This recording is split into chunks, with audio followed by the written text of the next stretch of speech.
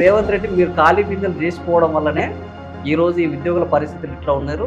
మీరు రాష్ట్రాన్ని మొత్తము కుప్ప చేసిపోయారు. అందుకనే ఈరోజు ఉద్యోగులు ఈ బాధలు పడుతున్నారు. మేము బాగు చేసే ప్రయత్నం చేస్తున్నాం అంటున్నారు. లంకె బిందెలలో ఎన్ని దొరికితే నేను ఎక్స్పెక్టేషన్ అనేది ఆయన బయట పెడితే ఆయన ఇచ్చిన హామీలకు ఎంత అవుతుంది ఎంత తక్కువ ఉంటుందని మనం ఇట్లాంటి పరిస్థితుల్లో కూడా ఆయన నోరు మెదపకపోవడము, ఆయన కోపం ఎవరి మీద, రేవంత్ రెడ్డి మీదనా జనం మీదనా? ఇప్పుడు రేవంత్ రెడ్డి నోటితో ఆహ్వానించి నొసలతో వెక్కిరించినట్టు కేసీఆర్కి సంబంధించి అనేక సందర్భాల్లో ఆయన ఏం మాట్లాడి మీరు చేసిన బాకీలకు మేమే బాకీ కార్డులు కడుతున్నాము, మళ్ళీ మీరే ఇక తగుదనమ్మా అంటూ ఈ బాకీ కార్డులని ఒక దుష్ప్రచారం మొదలుపెట్టారు. ఇది మీకు న్యాయమేనా అని బట్టి విక్రమార్క, అంతకుముందు కేసీఆర్ పోయిన బట్టి విక్రమార్క ఈ మధ్య కేసీఆర్ గురించి ఇట్లా చెప్తున్నారు. 2,40,40,000 కోట్ల అప్పు నువ్వు 22 నెలల్లో తెచ్చినావు. ఏం అసెట్స్ క్రియేట్ చేసినావు? మళ్ళీ సామాజిక కోణం గురించి ఇంత గొప్ప ఆలోచన చేసిన కేసీఆర్ ఈ సామాజిక తెలంగాణ ఎందుకు సాధించలేక? కేసీఆర్ గారు శాసనసభలోనే ఈ విషయానికి పరిష్కారం వారు చెప్పింది. శాసనసభలో రిజర్వేషన్లు అనేటువంటివి దేశవ్యాప్తంగా రిజర్వేషన్లు కాదు. స్వామి గౌడు లేరు మనతోటి, విఠల్ గారు లేరు మనతోటి, కోదండరావు గారు లేరు. ఇట్లా ఈ నలుగురు ఇట్లా దూరం కావడం పట్ల ఇప్పుడు మీరు టీజేఎస్ నాయకులు ఉద్యమ గొంతుక ఇట్లా విభిన్నం కావడం వల్ల తెలంగాణకు ఏమైనా నష్టమా లాభమా? మా అందరినీ ఒక్కటి చేసే బాధ్యత రేవంత్ రెడ్డి తీసుకుంటారు.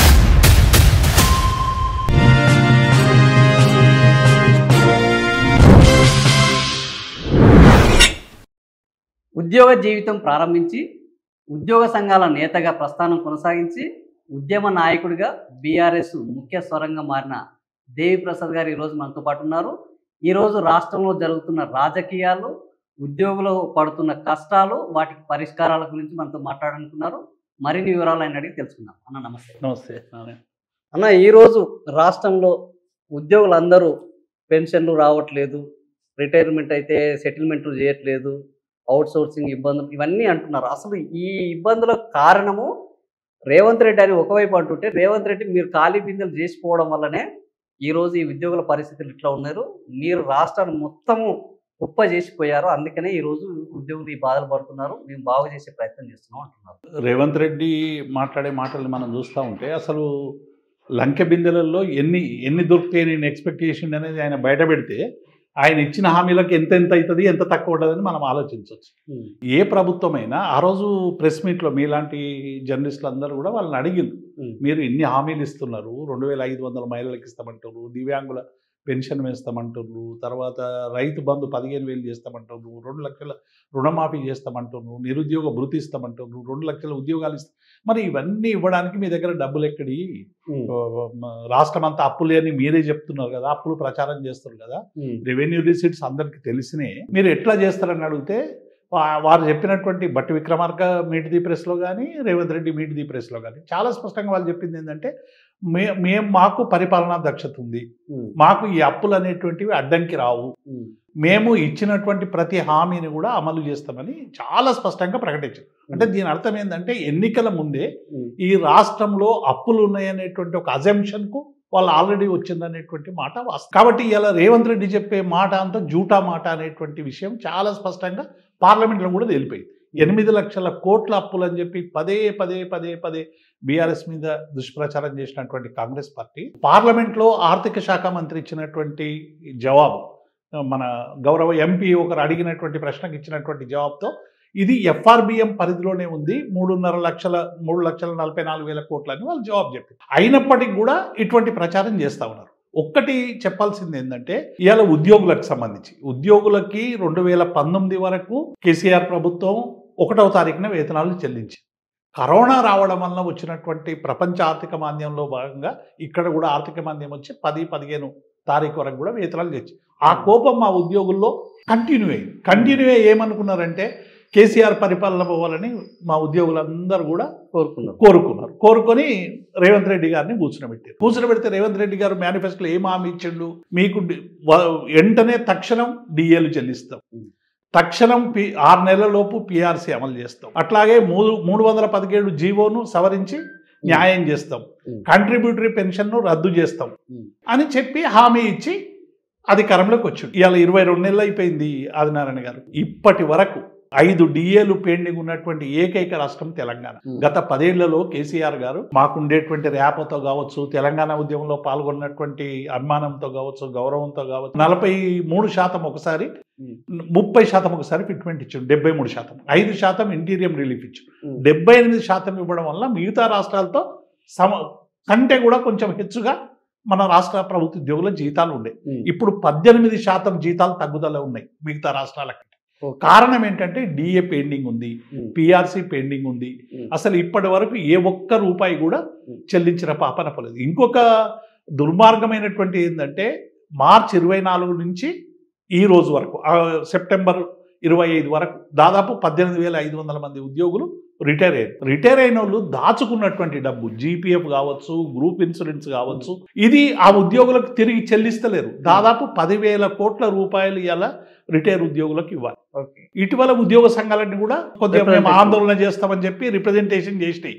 చేస్తే ఆయన అక్కసంతా కూడా ఉద్యోగుల మీద వెళ్ళగక్కినటువంటి, నేను చెప్పులు ఇడిస్తే నా చెప్పులు దొంగలిస్తున్నారు, నా దగ్గర డబ్బులు లేవు, నన్ను కోసుకుంటే కోసుకోండి, వండుకుంటే వండుకోండి, కానీ డబ్బులు ఇవ్వ అని చెప్పి ఉద్యోగుల మీద అక్కసు పెట్టి, నేను ఏ సంక్షేమ పథకాలు బంద్ చేయాలి, మీకు డబ్బులు ఇవ్వాలంటే నేను ఏదో ఒక సంక్షేమ పథకం మీరే చెప్పండి అని చెప్పి ఇలా ప్రజల్ని ఉద్యోగుల్ని వేరు చేసేటువంటి ఒక కుట్రకు రేవంత్ రెడ్డి తెరదీశారు. అంటే మీరు కుట్ర అంటున్నారు, జనరల్గా జనాల్లో కూడా అసలు బడ్జెట్లో ఎక్కువ శాతము ఉద్యోగుల జీతాలు వాళ్ళ సదుపాయాలకే పోతున్నది, కానీ అంత రెవెన్యూ ఉత్పత్తి జరగట్లేదు.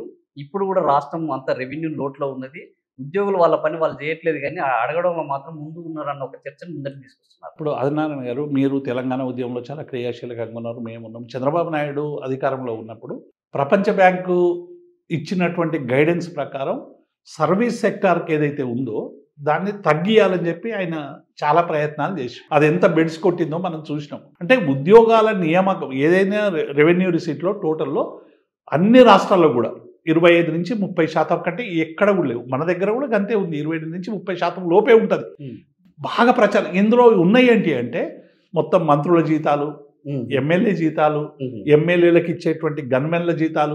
అసలు ఒకప్పుడు నక్సల్ ఉద్యమం తీవ్రంగా ఉంది కాబట్టి అని చెప్పి 4-5 పెట్టుకున్న వాళ్ళకు ఇప్పుడు వాళ్ళు లేరు, అయినా కూడా వాళ్ళకు భద్రత కొనసాగుతూ ఉంది. వాళ్ళ భద్రతకు వాళ్ళు ఇబ్బంది పడుతున్నారు అబుజ్గాళ్ళు. వీళ్ళు మాత్రం భద్రతకు 5-6 పట్టుకొని ఎంటేసుకొని తిరుగుతున్నారు. మళ్ళీ ఇది ఎందుకు ఒకసారి రివ్యూ చేయాలి కదా, ఈ జెడ్ కేటగిరీ ఎందుకు, ఇవన్నీ కేటగిరీలు ఇవన్నీ కూడా ఇందులో పెడతా ఉన్నారు. తర్వాత నక్సలైట్ల నిర్మూలన కోసం నియామకం చేసినటువంటి గ్రేహౌండ్స్ జీతాలు, లేకుంటే ఎస్ఐబి జీతాలు, తర్వాత అన్అకౌంటెడ్ ఉంటాయి ఇన్ఫార్మర్లకు ఇచ్చే డబ్బులు, ఇవన్నీ కూడా తీసుకొచ్చి ఉద్యోగులలో లేసి మీరు ఉద్యోగుల వేతనాలు పెరిగినాయి అంటే ఎట్లా? ఇది ఇంత మేము స్పష్టంగా మీ సోషల్ పోస్ట్ ద్వారా మేము డిమాండ్ చేస్తా ఉన్నాం. అసలు ఇందులో భద్రతకు ఇస్తున్నటువంటి డబ్బు ఎంత, ఉద్యోగులకు ఇస్తున్న జీతాలు ఎంత అనేటువంటిది ఒకసారి శ్వేతపత్రం ప్రకటించమనండి. ఒకవేళ నిజంగానే ఎక్కువ ఉంటే ఏం అవసరాల కోసం మిమ్మల్ని ఇంద్రమ్మ ఇల్లు అని పెట్టిండ్రు, ప్రతి కాన్స్టిట్యున్సీకి 3,000 ఎమ్మెల్యే పోయి కడతాడా, వార్డు మెంబర్ పోయి కడతాడా, ఏమైనా కార్యకర్తలను పోయి కడతామా? ఎవరు కడతారు ఇల్లు?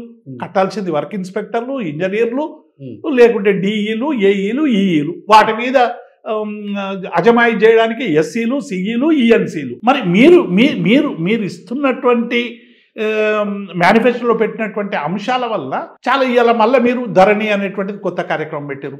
మళ్ళీ గ్రామ పరిపాలన వ్యవస్థ కొత్తగా తీసుకొచ్చేటువంటి ప్రయత్నం. అంటే డెఫినెట్గా ఒక తెలంగాణ రాష్ట్రంలో మీరు ప్రజలకు సత్వరమైన సేవలు అందించాలంటే వేతనాలు ఇవ్వాల్సిందే, సర్వీస్ ఉండాల్సిందే. కానీ దీన్ని రివ్యూ చేయండి. ఇప్పుడు ఏం చేస్తున్నారు? ముగ్గురితో ఒక కమిటీ చేసారు మొన్న. అంటే ఇప్పుడు ఏమైపోయిందంటే 2 లక్షల ఉద్యోగాలు ఇస్తామని చెప్పి రేవంత్ రెడ్డి అధికారంలోకి వచ్చారు. ప్రతి సంవత్సరం 2,000 అన్నాడు. ఇప్పుడు 2 లక్షలు అనేది 5 ఏళ్లకు అనేది పెడుతున్నారు. సరే, ఆ 2 లక్షల 5 ఏళ్లకైనా ఒకసారి మనం ఆలోచిస్తే గతంలో మేము ఇచ్చిన నోటిఫికేషన్ లో 50,000 ఉద్యోగాలు ఇచ్చిండ్రు. 10,000 ఉద్యోగాలు వీళ్ళు నోటిఫికేషన్లు జమ చేసి ఇప్పుడు 60,000 ఇచ్చారు. ఇది పదే చెప్తున్నారు, మేము 6 నెలల్లో 60,000 ఉద్యోగాలు ఇచ్చినామని. ఇవాళ 22 నెలలు అవుతుంది. 6 నెలలు తీసేస్తే 16 నెలల కాలం అయిపోయింది. ఈ 16 నెలల్లో ఇచ్చిన ఉద్యోగాలన్నీ 16, 6, 0. అంటే నువ్వు జీవితకాలం మేము ఇచ్చిన 6 నెలల్లో 60,000. అంటే మేము ఉద్యోగాలు ఇస్తుంటే మీరు కోట్లలోకి పోతున్నారు, గ్రూప్ 1 మీద కోట్లలోకి పోతారు, గ్రూప్ 2 మీద కోట్లలోకి పోతారు, కాళ్ళల్లో కట్టెలు పెడతారు, మళ్ళీ మా ఇయ్యలేదని బదనాం చేస్తారని రేవంత్ రెడ్డి అంటున్నారు. ఇప్పుడు కోర్టు వ్యవస్థలు రద్దు చేయమని చెప్పి కాంగ్రెస్ పార్టీ ఎజెండాలో పెట్టుకొని అసలు ఈ భారతదేశంలో న్యాయ వ్యవస్థను రద్దు చేయమనండి. అంటే ప్రజాస్వామ్య వ్యవస్థలో ఎవరికైనా అన్యాయం జరిగినా కోర్టులకు పోయేటువంటి ఒక అద్భుతమైనటువంటి అవకాశాన్ని అంబేద్కర్ రాజ్యాంగం ఆ రోజు పెద్దలందరూ కూర్చొని ఎవరికైనా అన్యాయం జరగవచ్చు, పరిపాలకులు చాలా దుర్మార్గంగా కూడా వ్యవహరిస్తారని అప్పుడే అంచనా వేసి, ఒకవేళ ఈ పరిపాలకులు దుర్మార్గంగా వ్యవహరించినప్పుడు బలహీనునికి వ్యవస్థ అండగా ఉండాలని ఈ కోర్టులు అనేటువంటివి మనకు వచ్చినాయి. ఈ వ్యవస్థ న్యాయ వ్యవస్థ వచ్చింది. ఈ న్యాయ వ్యవస్థ దగ్గరికి కూడా పోవద్దు. మొన్న కూడా ఒక అప్పీల్ చేస్తుండేదో ఫార్మాసిటీ, నేను ఏదో పత్రికలో చూసిన, ఫార్మాసిటీకి ఫోర్త్ సిటీకి రైతులు కోర్టులలో పోవద్దని. మల్లన్న సాగర్కి ఏమో చచ్చిపోయిన వాళ్ళ పేర్ల మీద కేసులు వేయించారు. మల్లన్న సాగర్ మేము కాళేశ్వరం ప్రాజెక్టు కింద మల్లన్న సాగర్ రిజర్వాయర్ కట్టినప్పుడు, రంగనాయక సాగర్ కట్టినప్పుడు, అనంత సాగర్ రిజర్వాయర్ కట్టినప్పుడు, కొండపౌచమ్మ సాగర్ రిజర్వాయర్ కట్టినప్పుడు ఇప్పుడేమో చనిపోయిన వాళ్ళ రైతుల మీద కూడా కేసులు వేసి వాళ్ళే డబ్బులు ఇచ్చి కేసులు, ఇప్పుడేమో కేసులు వేయొద్దట. కేసులు వేస్తారంటే అభివృద్ధి ఆగిపోతుందట. అంటే ప్రతిపక్షంలో ఉన్నప్పుడేమో కేసులు వేయచ్చు, అధికారంలోకి వచ్చిన కేసులు, ఎవరైనా ప్రతిపక్షంలో ఉన్నా స్వపక్షంలో ఎక్కడైనా కోర్టులకు పోతారు. ఏపీ పబ్లిక్ సర్వీస్ కమిషన్కు సంబంధించి కూడా వాళ్ళకు కొన్ని మౌలికమైనటువంటి సందేహాలతో కోర్టులకు పోయినరు. హైకోర్టే చాలా స్పష్టంగా చెప్పింది, మీరు సెంటర్లలో ఎన్ని తప్పులు జరిగినాయి, ఎంత మూల్యాంకనంలో ఏం తప్పులు జరిగినాయి, అసలు పేపర్లో ఎవరితో దిద్దించారు మీరు అనేటువంటి విషయాల మీద హైకోర్టు పోయినటువంటి సందర్భాన్ని చూసాం.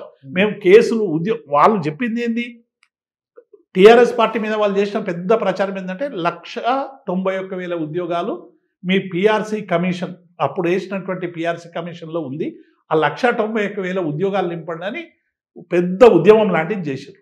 నేను స్టేట్ అవేగా ఇవాళ మేము డిమాండ్, మీ 191,000 ఉద్యోగాలు ఖాళీగా ఉన్నాయా, మీరు ఇవాళ ప్రభుత్వంలోకి వచ్చారు కదా, మరి ఖాళీగా ఉంటే ఎందుకు నియమిస్తలేరు? ఇప్పుడు ఏం చేస్తారంటే సమీక్ష చేస్తారట, అసలు ప్రభుత్వ ఉద్యోగాలు ఎన్ని ఉండాలి, అవసరమా లేదా అని ముగ్గురుతో కమిటీ చేసి దాదాపుగా నేను అనుకుంటున్నానంటే 1,00,000 మన చీఫ్ సెక్రటరీ ఆధ్వర్యంలో శాంతి కుమారి ఆమె ఎంసీహెచ్ఆర్డీకి పోయింది కదా ప్రభుత్వం, ఆమె నాయకత్వంలో ఒక కమిటీ చేసినట్టు ముగ్గురుతోని ఫైనాన్స్ సెక్రటరీ వాళ్ళతో. అంటే ఈ సమీక్ష చేస్తున్నారు.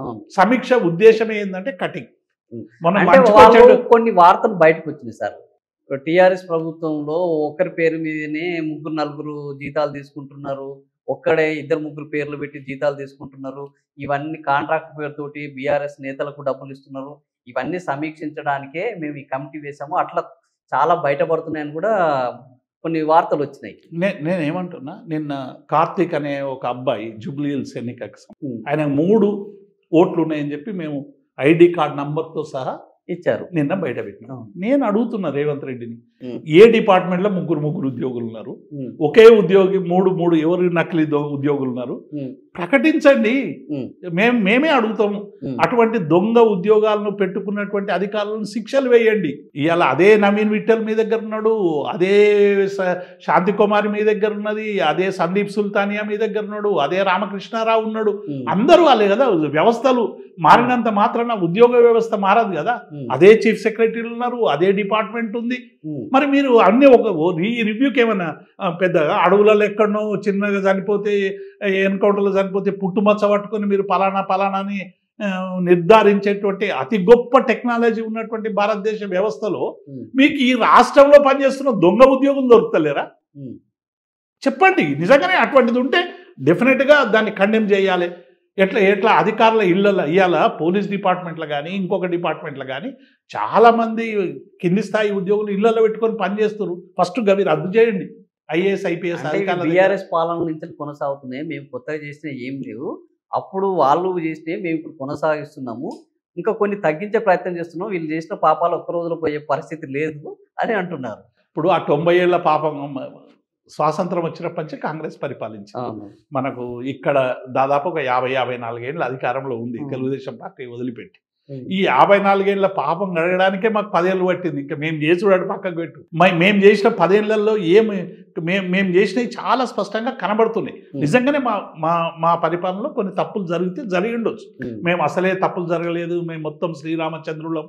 ఒక రాజకీయ పార్టీగా డెఫినెట్గా ఆయా సందర్భాల్లో ప్రజల నుంచి వచ్చేటువంటి అపీల్స్ మేరకు, నాయకుల నుంచి వచ్చేటువంటి ఒత్తిడి మేరకు డెఫినెట్గా రాజకీయ పార్టీ కొన్ని కార్యక్రమాలు చేస్తుంది.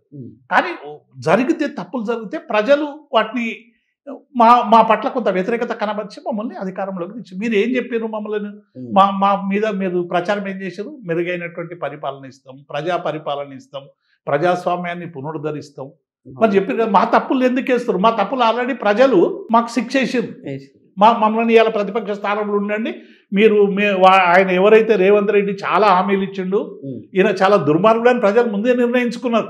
నిర్ణయించుకొని గట్టిగా అడిగేటువంటి ఒక ప్రతిపక్షం ఉండాలని మాకు 4-5 సీట్లు కాదు 39 సీట్లతో బలమైన ప్రతిపక్షం ఇచ్చారు. కానీ ప్రతిపక్ష పాత్ర పోషించడం లేదు, అసెంబ్లీకి రమ్మంటే రావడం లేదు, నోరు విప్పడం లేదు. కేసీఆర్ లాంటి ఒక దక్షుడు, ఒక సమర్థుడు నాయకుడు ఈ ఉద్యోగులు ఈరోజు ఇబ్బందులో ఉన్నారు, రైతులు ఇబ్బందులో ఉన్నారు, రాష్ట్రం అధోగతి పాలవుతుంది. ఇట్లాంటి పరిస్థితుల్లో కూడా ఆయన నోరు మెదపకపోవడము, ఆయన కోపం ఎవరి మీద, రేవంత్ రెడ్డి మీదనా జనం మీదనా అనే ఒక చర్చ మొదలైంది. ఇప్పుడు రేవంత్ రెడ్డి ఏమో నోటితో నోటితో ఆహ్వానించి నొసలతో వెక్కిరించినట్టు కేసీఆర్కి సంబంధించి అనేక సందర్భాల్లో ఆయన ఏం మాట్లాడినో మనం అందరం కూడా చూసినాం. ఎక్కడి నుంచి ఎక్కడికి పోతాడు అని కూడా చాలా స్టేచర్ నుంచి మార్చురీకి పోతాడని చెప్పిండు.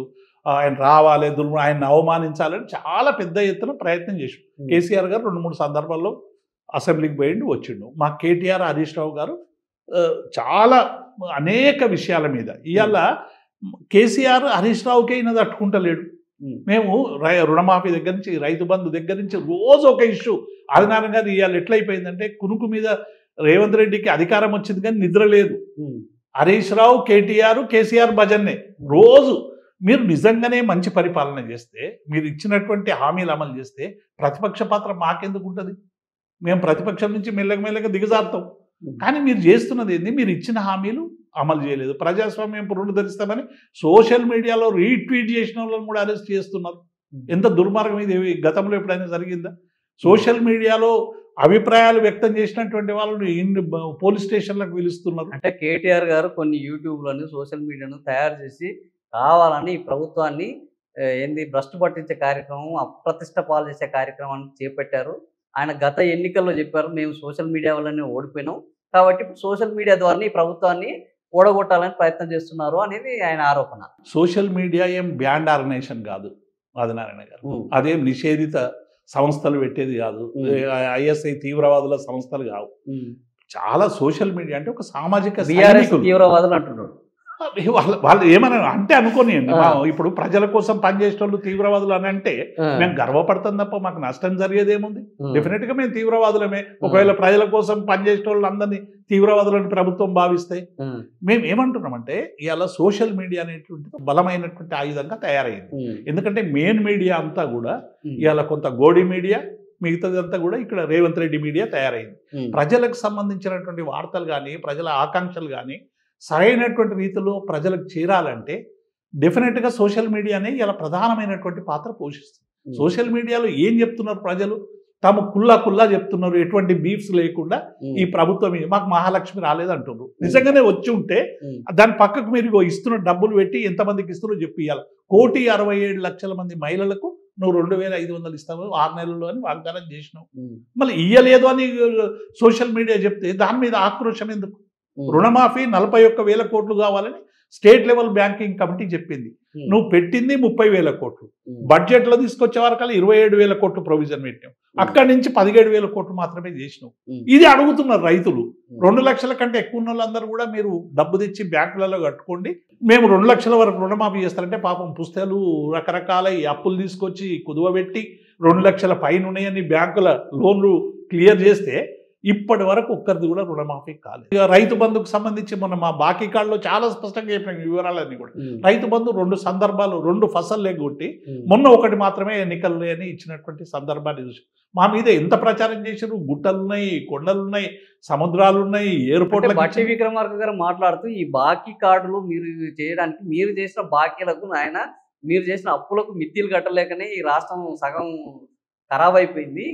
మీరు చేసిన బాకీలకు మేమే బాకీ కార్డులు కడుతున్నాము, మళ్ళీ మీరే ఇక తగుదనమ్మా అంటూ ఈ బాకీ కార్డులని ఒక దుష్ప్రచారం మొదలు పెట్టారు. ఇది మీకు న్యాయమేనా అని బట్టి విక్రమార్క, అంతకుముందు కేసీఆర్ పోయిన బట్టి విక్రమార్క ఈ మధ్య కేసీఆర్ గురించి ఇట్లా చెప్తున్నారు. నేను ఏమంటున్నా ఆదినారాయణ గారు, మేము అప్పు తీసుకొచ్చినాం 3,44,000 కోట్లు అప్పు తెచ్చారని మేము చెప్తున్నాం. ఎఫ్ఆర్బిఎం లిమిట్స్లో తెచ్చినాం. అవసరమైన అప్పు తీసుకొచ్చినాం. అప్పు తీసుకొచ్చి మేము ఏం క్రియేట్ చేసినాం, ఏమేమి ఆస్తులు అసెట్స్ క్రియేట్ చేసినాం.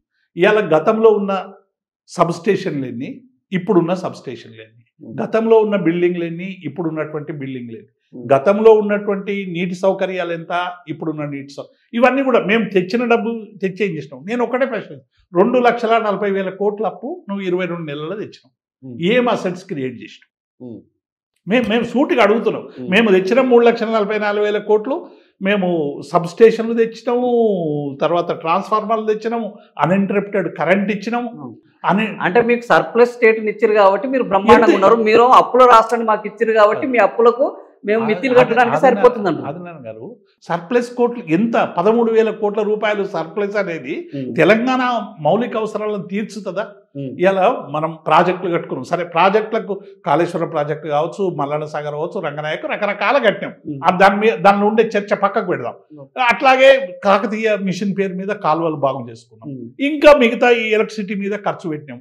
అనేక సంక్షోభం, మేము ఎప్పుడు కూడా గత ప్రభుత్వం మాకు ఏమి ఇచ్చిపోయింది, ఏమి దివాలా తీసి ఇచ్చిందని మేము అనలేదే. ఇప్పుడు మీరు మిషన్ కాకతీయ అన్నారు, మిషన్ కాకతీయ పేరుతోటి ఏంది చెరువులను పునరుద్ధరిస్తున్నామని మొత్తం చెరువులను మొత్తం ఆక్రమించేశారు. ఇప్పుడు ఆ చెరువులను ఆక్రమించడానికే మేము హైడ్రా తీసుకొచ్చాము, చెరువులను కాపాడుతున్నాం అని అంటున్నారు. హైడ్రా పరిధి ఏంది, చెరువుల పరిధి ఏంది? 45,000 చెరువులు ఉంటే హైదరాబాద్ నగరం చుట్టూ ఉన్నట్టు 200-300 చెరువులు ఉంటాయి. మొత్తం వేల చెరువులు కదా. అది నేను కదా గొలుసు చెరువులు, ఆనాటి కాకతీయుల నుంచి వస్తున్నటువంటి చెరువులు. నిజంగానే అటువంటి ఏమన్నా ఆక్రమణలు ఉంటే మీరు FTL అన్నా మీరు ఇప్పుడు 22 నెలలు అయింది. ఇప్పుడు మన బతుకమ్మ చెరువును పెద్ద ఎత్తున గ్రాండ్ గా చేశారు. మరి మీరు బతుకమ్మ చెరువును ఎందుకు పట్టించుకోవట్లేదు? మీ కాలేరు వెంకటేష్ బ్రహ్మాండంగా పొగిడారు, ఎవరిని? రేవంత్ రెడ్డిని. అంటే నేను ఏమన్నా బతుకమ్మ కుంటే ఎట్లుండేనో మాకు తెలుసు, ఎందుకంటే అక్కడే మా సిస్టర్ వాళ్ళ ఇల్లు, చే నంబర్, బస్ స్టాప్ అది బాగానే చేశారు కదా. ఇప్పుడు ఏం కుదించి ఒక పాండు చేసిండ్రు. ఇప్పుడు బతుకమ్మ కుంట చాలా పెద్దది. ఇప్పుడు ఆ ధైర్యం ఉందా బతుకమ్మ కుంటను పెద్దది చేసేది వీళ్ళకు? బతుకమ్మ కుంటను ఇప్పుడు మీరు ఐస్టీస్ గా పునరుద్ధరిస్తారా? మీరు ఏం చేస్తారు అంటే ఆక్రమణకు గురైపోయినాక ఆక్రమణలన్నీ వదిలిపెట్టి మీరు లిమిటేషన్ కు కుంటలు పునరుద్ధరించే కార్యక్రమం ఏమైనా పెట్టుకున్నారా? పెట్టుకుంటే చెప్పండి. అంటే మీరు హైడ్రా పేరు మీద బ్లాక్ మెయిలింగ్ చేసి అవన్నీ గీతలు గీసి రెడ్ జోన్ నుంచి గ్రీన్ జోన్ వరకు ఇన్ని ఇల్లు వస్తున్నాయని చెప్పి మీరు బేరాలు చేసి ఆ బేరాలు కుదిరినాక మీరు ఇంకొక లైన్ కాంటూర్ లైన్ ఇచ్చి ఇవాళ చెరువులన్నిటికీ కూడా కాంటూర్లు ఫిక్స్ చేస్తున్నారు. ఇది మాకు తెలియదు అయింది. ఇప్పుడు మేము 55లో అంతకుముందు ఉన్నటువంటి కాంటూర్లు ఫిక్స్ చేయండి. ఎందుకు ఫిక్స్ చేస్తున్నారు? ప్రాక్టికల్ గా మీరు వచ్చిన సాధ్యమవుతుందా? మేము అందుకే చేయలేదు. 22,000 కట్టడాలు అక్రమ కట్టడాలని అసెంబ్లీలో చెప్పిండు కేసీఆర్ గారు. చెప్పిండు కానీ ప్రజల నుంచి వచ్చేందంటే ఈ హైదరాబాద్ నగరం చాలా పెద్దగా అయిపోయింది. చాలా మంది పేదలు ఇల్లు కట్టుకున్నారు, చాలా మంది మధ్యతరగతి వాళ్ళు డబ్బులు పెట్టి బ్యాంకులో తీసుకొచ్చి ఇల్లు కట్టుకున్నారు. ఇప్పుడు చేయడం వల్ల పెద్ద ఉపయోగం లేదని అనుకున్నాం కాబట్టి 22,000 కూలగొట్టలేదు. ఇవాళ హైదరాబాద్ వచ్చి కూలగొట్టింది కదా, ఇన్ని ఇల్లు కూలగొట్టింది కదా. మన హైదరాబాద్లో అన్ని నీళ్ళు ఎందుకు వచ్చినాయి? వల్ల మీరు చాలా క్లీన్ చేసి కూలగొట్టకపోతే మొత్తం మునిగేదని. ఇది మరీ విచిత్రం. మేము ఇప్పుడు వాళ్ళు కూలగొట్టి ఇట్లా ఉండదు, కూలగొట్టకపోతే ఇంకెట్లా ఉండేది. వాళ్ళు కూలగొట్టినవన్నీ వాళ్ళు తెచ్చినాయన్నీ హైడ్రా పేదల ఇల్లు గులగొట్టింది తప్ప ఒక్క పెద్ద ఇప్పుడు పొంగులేటి శ్రీనివాసరెడ్డి ఫామ్ హౌస్ గులగొట్టలేదు, Mahender Reddy farm house, Nagarjuna convention ఒకటి డబ్బులు ఇవ్వడానికి. అది ఇప్పుడు మనం వెంచర్లలో కడతాం కదా. మన అయ్యప్ప సొసైటీలో పెద్ద బిల్డింగ్ గులగొట్టారు. అది అయ్యప్ప సొసైటీలో ఉన్నది కూడా ఒకటి ఓ బీజేపీ కేంద్ర మంత్రికి సంబంధించిన ఇల్లు గులగొట్టామంటున్నారు. నేను ఏమంటున్నా, ర్యాండమ్ గా అనేకం కూలగొట్టింది. ఒక బీజేపీ నాయకుంది, ఒక టిఆర్ఎస్ నాయకుంది, ఒక ఇండస్ట్రియలిస్ట్ది, ఒక సినీ ఫీల్డ్ వాళ్ళది, ఒక బిల్డర్ది, ఒక వెంచర్ది, అంటే ఇట్లా అన్ని వర్గాలకు సంబంధించిన ఒక్కొక్కటి కొట్టి ఆయా వర్గాలతో వాటిని డీల్ చేసుకు. ఇప్పుడు తిరుపతి రెడ్డికి నివాసం ఉంటున్నటువంటి కాలనీలో ఒకటి కొట్టింది, తిరుపతి రెడ్డితో మొత్తం కలిపి మేనేజ్ చేసుకున్నారు. ఇలా అవి కూడా అంతే. పొంగులేటి కానీ ఫామ్ హౌస్ కూడా మేమేం కొట్టలేదని అంటున్నారు కదా. కొట్టమంటున్నాం మేము. ఒకవేళ నిజంగానే ఉంటే మా కేటీఆర్ కూడా గులగొట్టండి. కొట్టక ముందుకే మీరు కోర్టుకు పోతున్నారు. మళ్ళా కదే కోర్టులు మనం ఇంతకు ముందే అనుకున్నాం కోర్టులకు వెళ్ళదా, కోర్టుకు పోతారు కదా. ఇప్పుడు నువ్వు కూడా పో రేవంత్ రెడ్డి, మమ్మల్ని అంటున్నాను పోతలేవా? ఇలా సుప్రీంకోర్టుకి ఎందుకు పోతున్నావు? హైకోర్టు బీసీ రిజర్వేషన్ తెస్తామంటే కూడా మళ్ళీ కాలాల్లో కట్టబెట్టారు. బీసీలకు అధికారం దక్కకుండా చేస్తున్నారు, హైకోర్టులో పిటిషన్ చేస్తున్నారు, మమ్మల్ని ఎక్కడ బతకనేయకుండా చేస్తున్నారు. సింపుల్ గా దీనికి ఆదినారాయణ గారు, కేసీఆర్ గారు గతంలో మేము పంచాయతీరాజ్ ఎన్నికలు జరపాలని నిర్ణయించుకున్నప్పుడు మేము దాన్ని ఎక్కువ చేసి 33% చేసి పోయినాం. ఆ రోజు పోతే ఏమైంది, హైకోర్టు కొట్టేసింది. 50% క్యాప్ కంటూ ఉండొద్దని కొట్టేసింది. మేము మళ్ళా సుప్రీంకోర్టుకు పోయినాం, సుప్రీంకోర్టు కొట్టేసింది. ఈ విషయాలు మేము శాసనసభలో చెప్పినాం. ఈ సుప్రీంకోర్టు కానీ హైకోర్టు కానీ రిజర్వేషన్లు నిర్ణయించలేవు. దీనికి షెడ్యూల్ 9లో పెట్టి రాజ్యాంగ సవరణ చేయడం మాత్రమే దీనికి అంతిమ పరిష్కారం అని మేము చాలా స్పష్టంగా చెప్పినాం. కానీ రాహుల్ గాంధీ కానీ ఖర్గే ఇద్దరు కూడా, ఆయన ఒక ప్రతిపక్ష నేత, ఈయన ఒక, ఎన్నడైనా పార్లమెంట్లో బీసీ రిజర్వేషన్ల మీద ఒక మాట మాట్లాడిందా ఇలా కాంగ్రెస్ పార్టీ జవాబు చెప్పాలి. మీరు చెయ్యాల్సింది ఎక్కడ? జబ్బు ఒకటైతే మందు ఒకటి పెడుతున్నారు మీరు. ఇవాళ మీ జబ్బుకు పరిష్కారం ఏంది? షెడ్యూల్ 9లో పెట్టాలి, రాజ్యాంగ సవరణ చేయడానికి పెట్టాలి. కేంద్ర ప్రభుత్వం ఏం దొంగ నాటకం ఆడుతున్నది? ఇలా బీజేపీ ఏం చేస్తున్నది అంటే, కాంగ్రెస్ పార్టీ చేసినటువంటి ఇంపారికల్ డేటా కానీ ఇది కానీ చెల్లదు, అసలు కులగణన చేసేటువంటి హక్కే రాష్ట్రాలకు లేదు, కాబట్టి డెఫినెట్గా ఇది తప్పు అని బీజేపీ అంటుంది. ఇలా బీజేపీ కాంగ్రెస్ రెండు కలిపి ఇలా 42% రిజర్వేషన్లు కాకుండా ఇవాళ నోట్లో మట్టి కొడుతున్నాయి రెండు పార్టీలు, కాంగ్రెస్ బీజేపీ. మేము ఐజే బీఆర్ఎస్గా మార్కెట్ కమిటీలలో మేము మహిళలకు కానీ బీసీలకు కానీ మేము రిజర్వేషన్ 33% ఇచ్చినాం.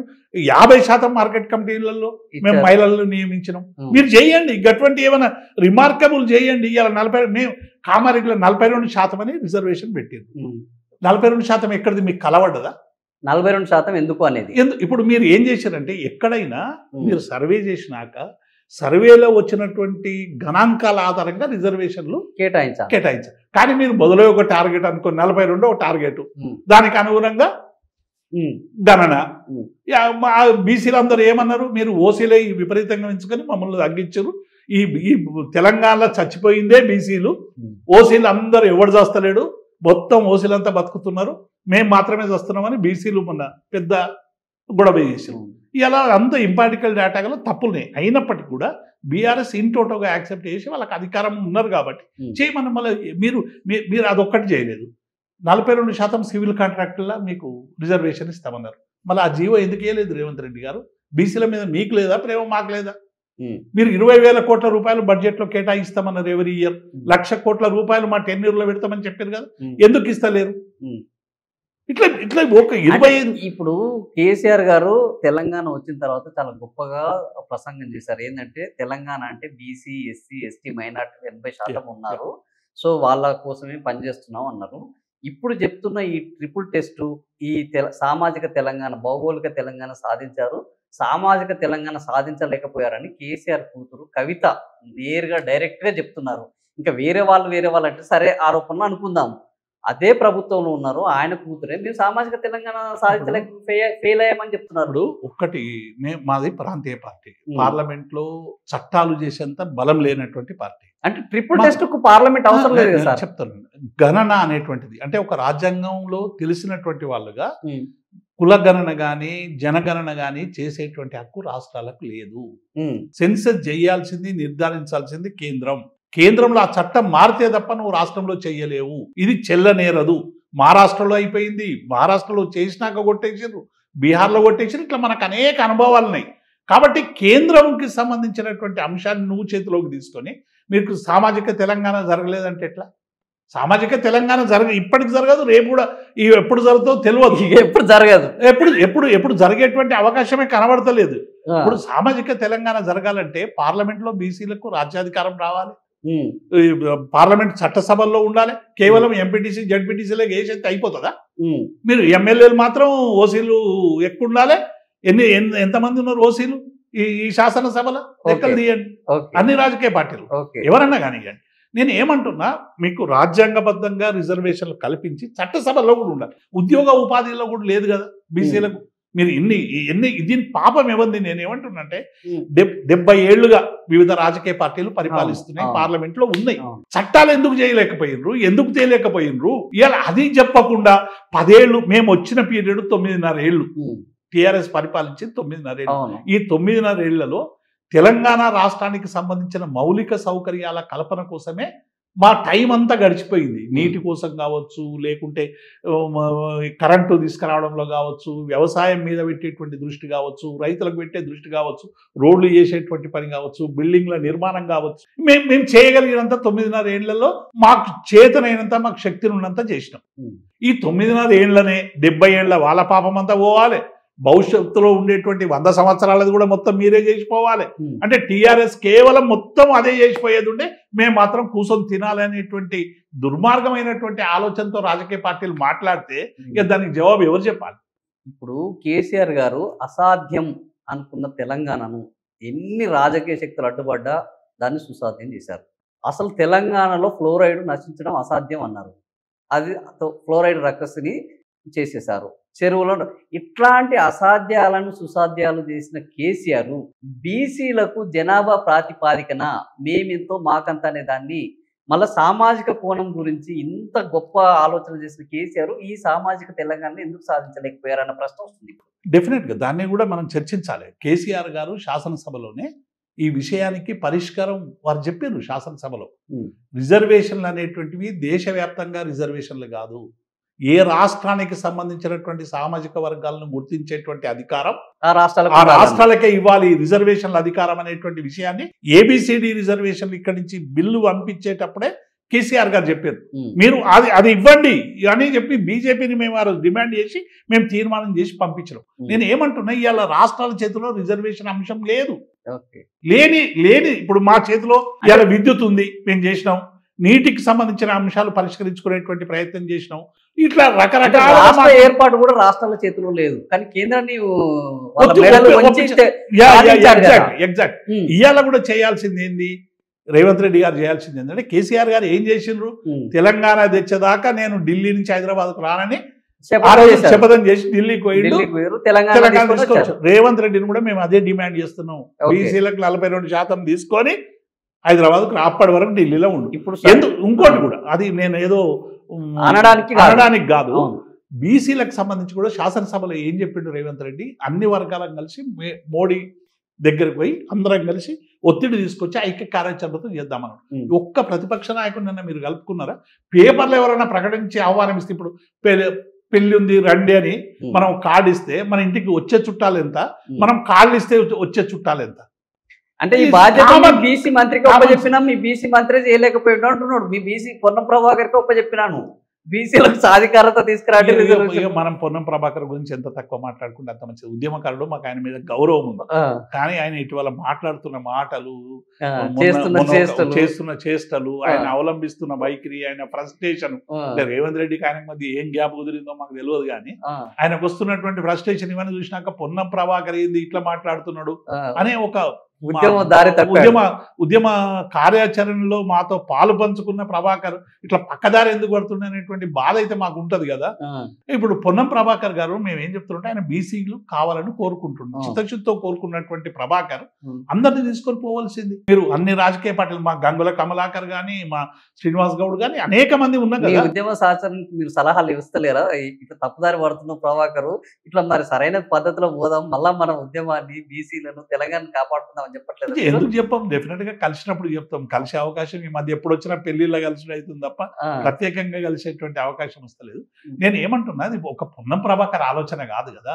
రేవంత్ రెడ్డి గారు ఇలా ముఖ్యమంత్రి, ఆయన ఏఐసిసి ఆలోచన, రాహుల్ గాంధీ మొత్తం దేశవ్యాప్తంగా కూడా దీన్ని ఏం చేస్తున్నారంటే చివరికి నేషనల్ ఎజెండాగా మార్చే ప్రయత్నం చేస్తాం. అది మంచిదే కదా, మంచిది.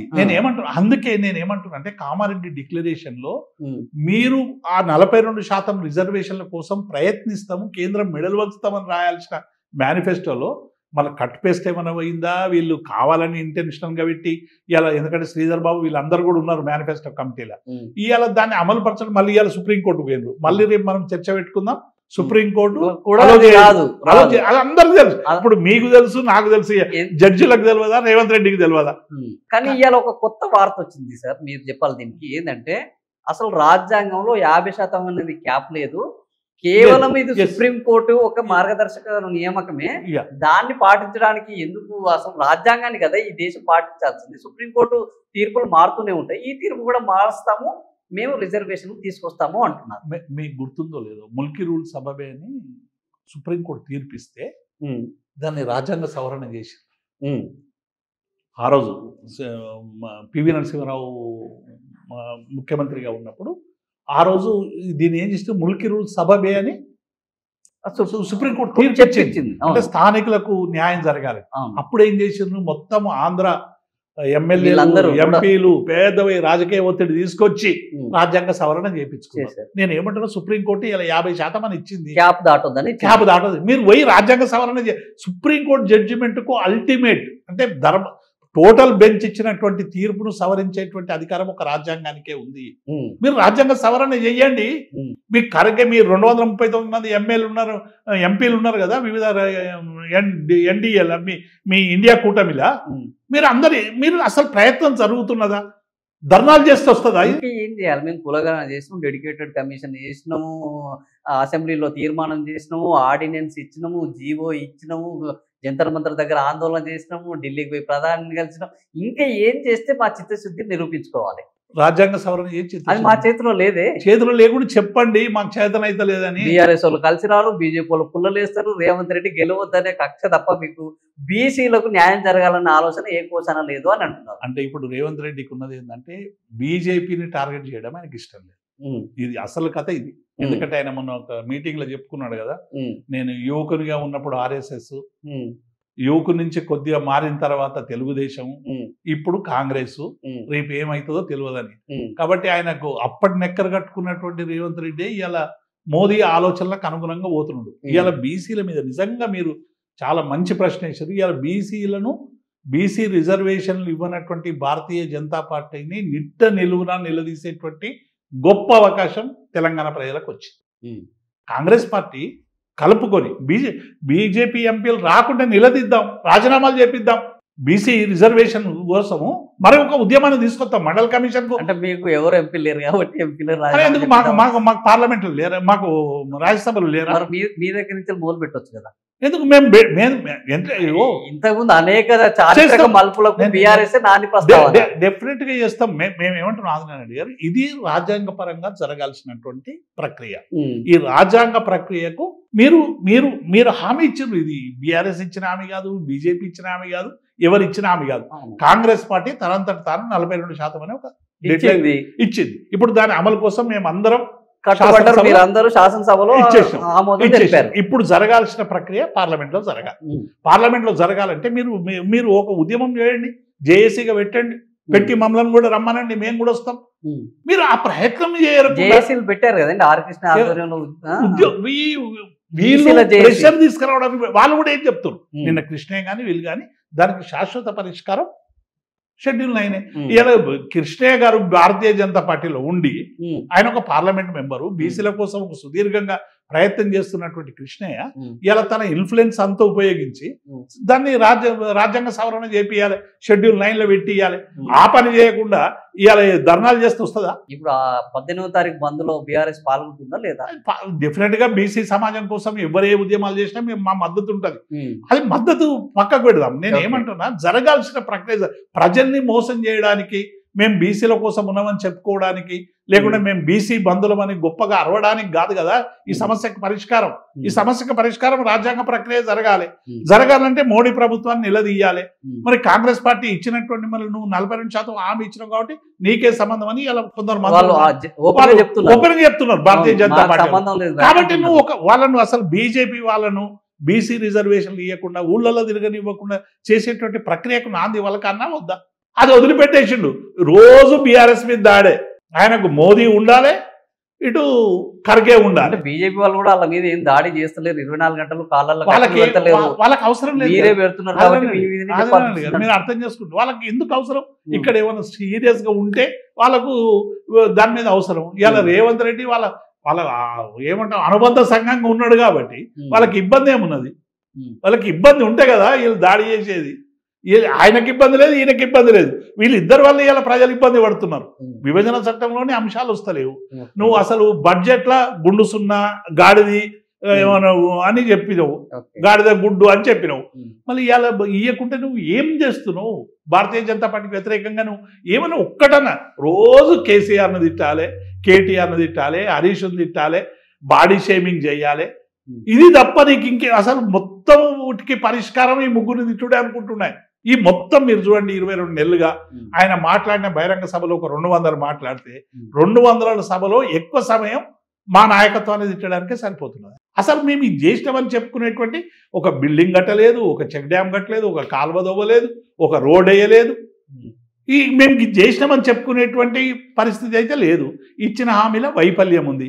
కాబట్టి డెఫినెట్గా ఇది రేపు జూబ్లీహిల్స్ ఎన్నిక ఎట్లాగూ జరగబోతుంది. ఇది రెఫరెండమా? మేము ప్రజలకు అప్పీల్ చేస్తా ఉన్నాం. 22 నెలలుగా ప్రజలు పడుతున్నటువంటి బాధలకు నిరసనగా ఈ ఓటు హక్కును వినియోగించుకోండి.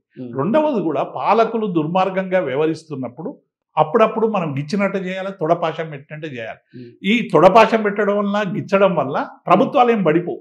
రేవంత్ రెడ్డి ముఖ్యమంత్రి ఉంటాడు, మోదీ గారు ప్రధానమంత్రి ఉంటాడు, మేము ప్రతిపక్షంగానే ఉంటాం. మాకు పోయేది ఏం లేదు, ఒక సీట్తో మాకు అధికారం ఏం లేదు, కేసీఆర్ ముఖ్యమంత్రి ఏం అయ్యేది లేదు. కానీ ప్రజలకు ఇది ఒక ఆయుధంగా ఉపయోగపడాలి. రేపు ఇట్లా ఒత్తుతే ఏం చేస్తారంటే కనీసం రేపు 2500 మహిళలకు ఇచ్చేటువంటి అవకాశం వస్తుంది. రేపు నిరుద్యోగుల గురించి ఆలోచించేటువంటి అవకాశం వస్తుంది. కక్ష పెట్టుకుంటే ప్రజలు కూడా తెగిస్తారు. ప్రజలు ఇబ్బంది పడతారు కదా. అప్పుడు కాదు, ఇప్పటికే మాకు సిటీలో ఒక సీట్ వేయలేదని 30,000 గుంతలు పడ్డాయి. రోడ్లు బాగా చేస్తలేరు. సిటీని కొత్తగా ఫ్లైఓవర్ వచ్చింది లేదు, రోడ్ వచ్చింది లేదు, మాకు ఓట్లు వేయలేదు కాబట్టి మీకు ఏమైతలేవు అంటున్నారు. ఇప్పుడు నిజంగానే మీరు అన్నట్టు అట్లా కక్ష పెంచుకొని ఇంకా చేయకుండా ఉంటే తెలంగాణ ప్రజలు ఎన్నో వీరోచితమైనటువంటి పోరాటాలు చేశారు.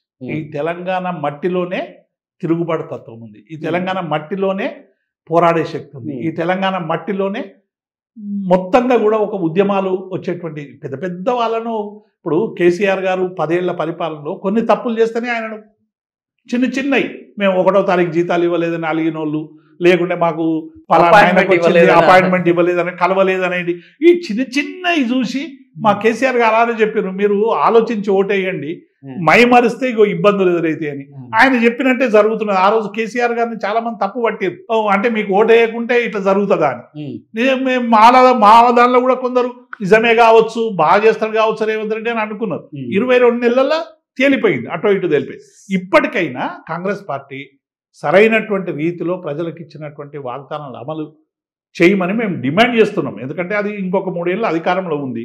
ఒకవేళ మేము చెయ్యం ఇట్లనే చేసుకుంటామంటే తెలంగాణ ప్రజలు చూసుకుంటారు. ఇక ఇప్పుడు ఒకవేళ మేము కూడా ప్రజల పక్షాన్ని ఉండకుంటే మమ్మల్ని చూసుకుంటారు, వాళ్ళని చూసుకుంటారు. ఇప్పుడు సార్ తెలంగాణ ప్రజలు అందరినీ చూస్తారు. తెలంగాణ ప్రజల్లో పోరాట తత్వం ఉన్నది. ఎవరిని ఎక్కడ పెట్టాలో వాళ్ళకి తెలుసు. అయితే మీరు ఇప్పుడు ఇంతకుముందు చెప్పారు, ఇంతకుముందు కూడా అన్నారు ఏంటంటే మేము కొన్ని చిన్న తప్పులు చేశాము, మాకు శిక్ష వేశారు. వాస్తవానికి ఈరోజు రేవంత్ రెడ్డి తప్పులు చేసినా ఆయనకు పోయేది ఏం లేదు, ఆయన వెళ్ళాం. కేసీఆర్ తప్పులు చేసినా ఆయన వెళ్ళాం, ఆయనకు పోయేది ఏం లేదు. ఈ ఇద్దరు తప్పుల మధ్య ఈరోజు జనం చాలా ఇబ్బంది పడుతున్నారు.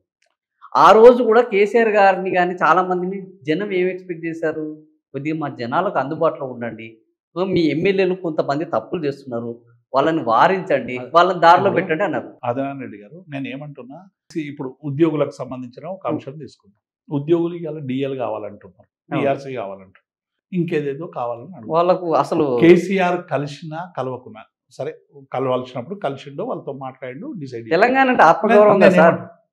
నేనేమంటున్నా, కలిసినా కలవకున్నా వాళ్ళ సమస్యల పరిష్కారం కోసం ఆయన చిత్తశుద్ధితో పనిచేసిండు. 78% పిఆర్సీ ఇంటీరియం రిలీఫ్ ఇచ్చిండు, డిఎల్ రిలీజ్ చేసిండు, వాళ్ళకి అవసరమైనటువంటి చేసిండు.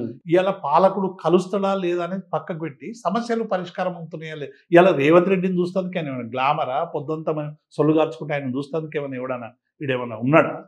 ఆయన ఒక ముఖ్యమంత్రి, సమస్యలు పరిష్కారం కావాలని ప్రజలు అడుగుతున్నారు. ఆయన ఇంట్లో కూర్చొని లేకుంటే పోయి జూబ్లీహిల్స్ ప్యాలెస్ లో డోర్ పెట్టుకొని మాకేం సంబంధం లేదు, కానీ ఇచ్చిన డిమాండ్ ఏవైతే హామీలు అవి అమలు చేయమన్నాడు. కేసీఆర్ కూడా అదే అడిగాను.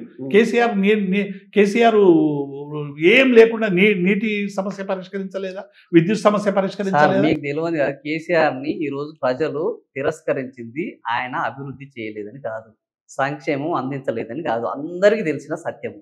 ఏంది, ఆయన మాకు కలుస్తలేడు. అంతకుముందు ఈ కేసీఆర్ గారు శిక్షణ తరగతులు ఇచ్చారు తెలుగుదేశంలో. ఎన్టీఆర్ వారసత్వం ఉంది, ఎన్టీఆర్ జననాయకుడు అయ్యారు. ఆయన తర్వాత చంద్రబాబు నాయుడు వచ్చాడు, 24 గంటలు జనాల్లో తిరిగారు.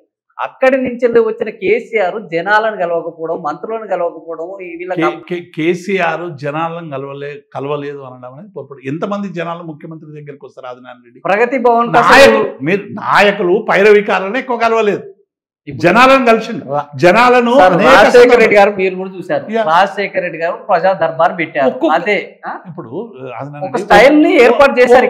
ఇప్పుడు అప్పుడు కిరణ్ కుమార్ రెడ్డి ఉండే, ఆయనకు ఫీల్డ్ పోవాల్సిన అవసరం లేదు. ఇంకోటి ఆయన ముఖ్యమంత్రి 10 గంటల నుంచి 5 గంటల దాకా వచ్చి సంతకాలు పెట్టి రోషయ్య 10 గంటలకు వచ్చి 5 గంటలకు ఒక వీళ్ళు ట్రంప్ కాడు వీళ్ళు వచ్చారు. సెక్రటరియట్ ఉద్యోగులు లెక్క ముఖ్యమంత్రిని చూస్తే అంతకంటే దుర్మార్గం. జన ముఖ్యమంత్రులు ఒక ఎన్టీఆర్, ఒక కేసీఆర్, ఒక చంద్రబాబు, వీళ్ళు కానీ కిరణ్ కుమార్ రెడ్డి వాళ్ళది. నేను ఏమంటున్నాను, రాజశేఖర రెడ్డిది ఏముండే పొద్దున్నే అందరినీ కలవడం, అందరినీ ఆయన ఒక ట్రెడిషన్. ఇప్పుడు ఆయన అందరి అప్లికేషన్ తీసుకోవడం, కలవడం మంచిదే, కలవడము చెడ్డది. ప్రజల్ని ఎంత ఎక్కువ కలిస్తే అంత ఫీడ్బ్యాక్ వస్తుంది. పరిష్కారం కాకపోయినా ఓదార్పు అనేది ఒకటి ఉంటుంది. తెలంగాణలో అదే ఉంది. తెలంగాణ ఆత్మగౌరవం. ఇప్పుడు మాకు 9.5 ఏళ్ల తర్వాత తెలిసిన అంశం ఏంటంటే పనులు చేయకపో రోజు కనబడు అనేటువంటిది ఒక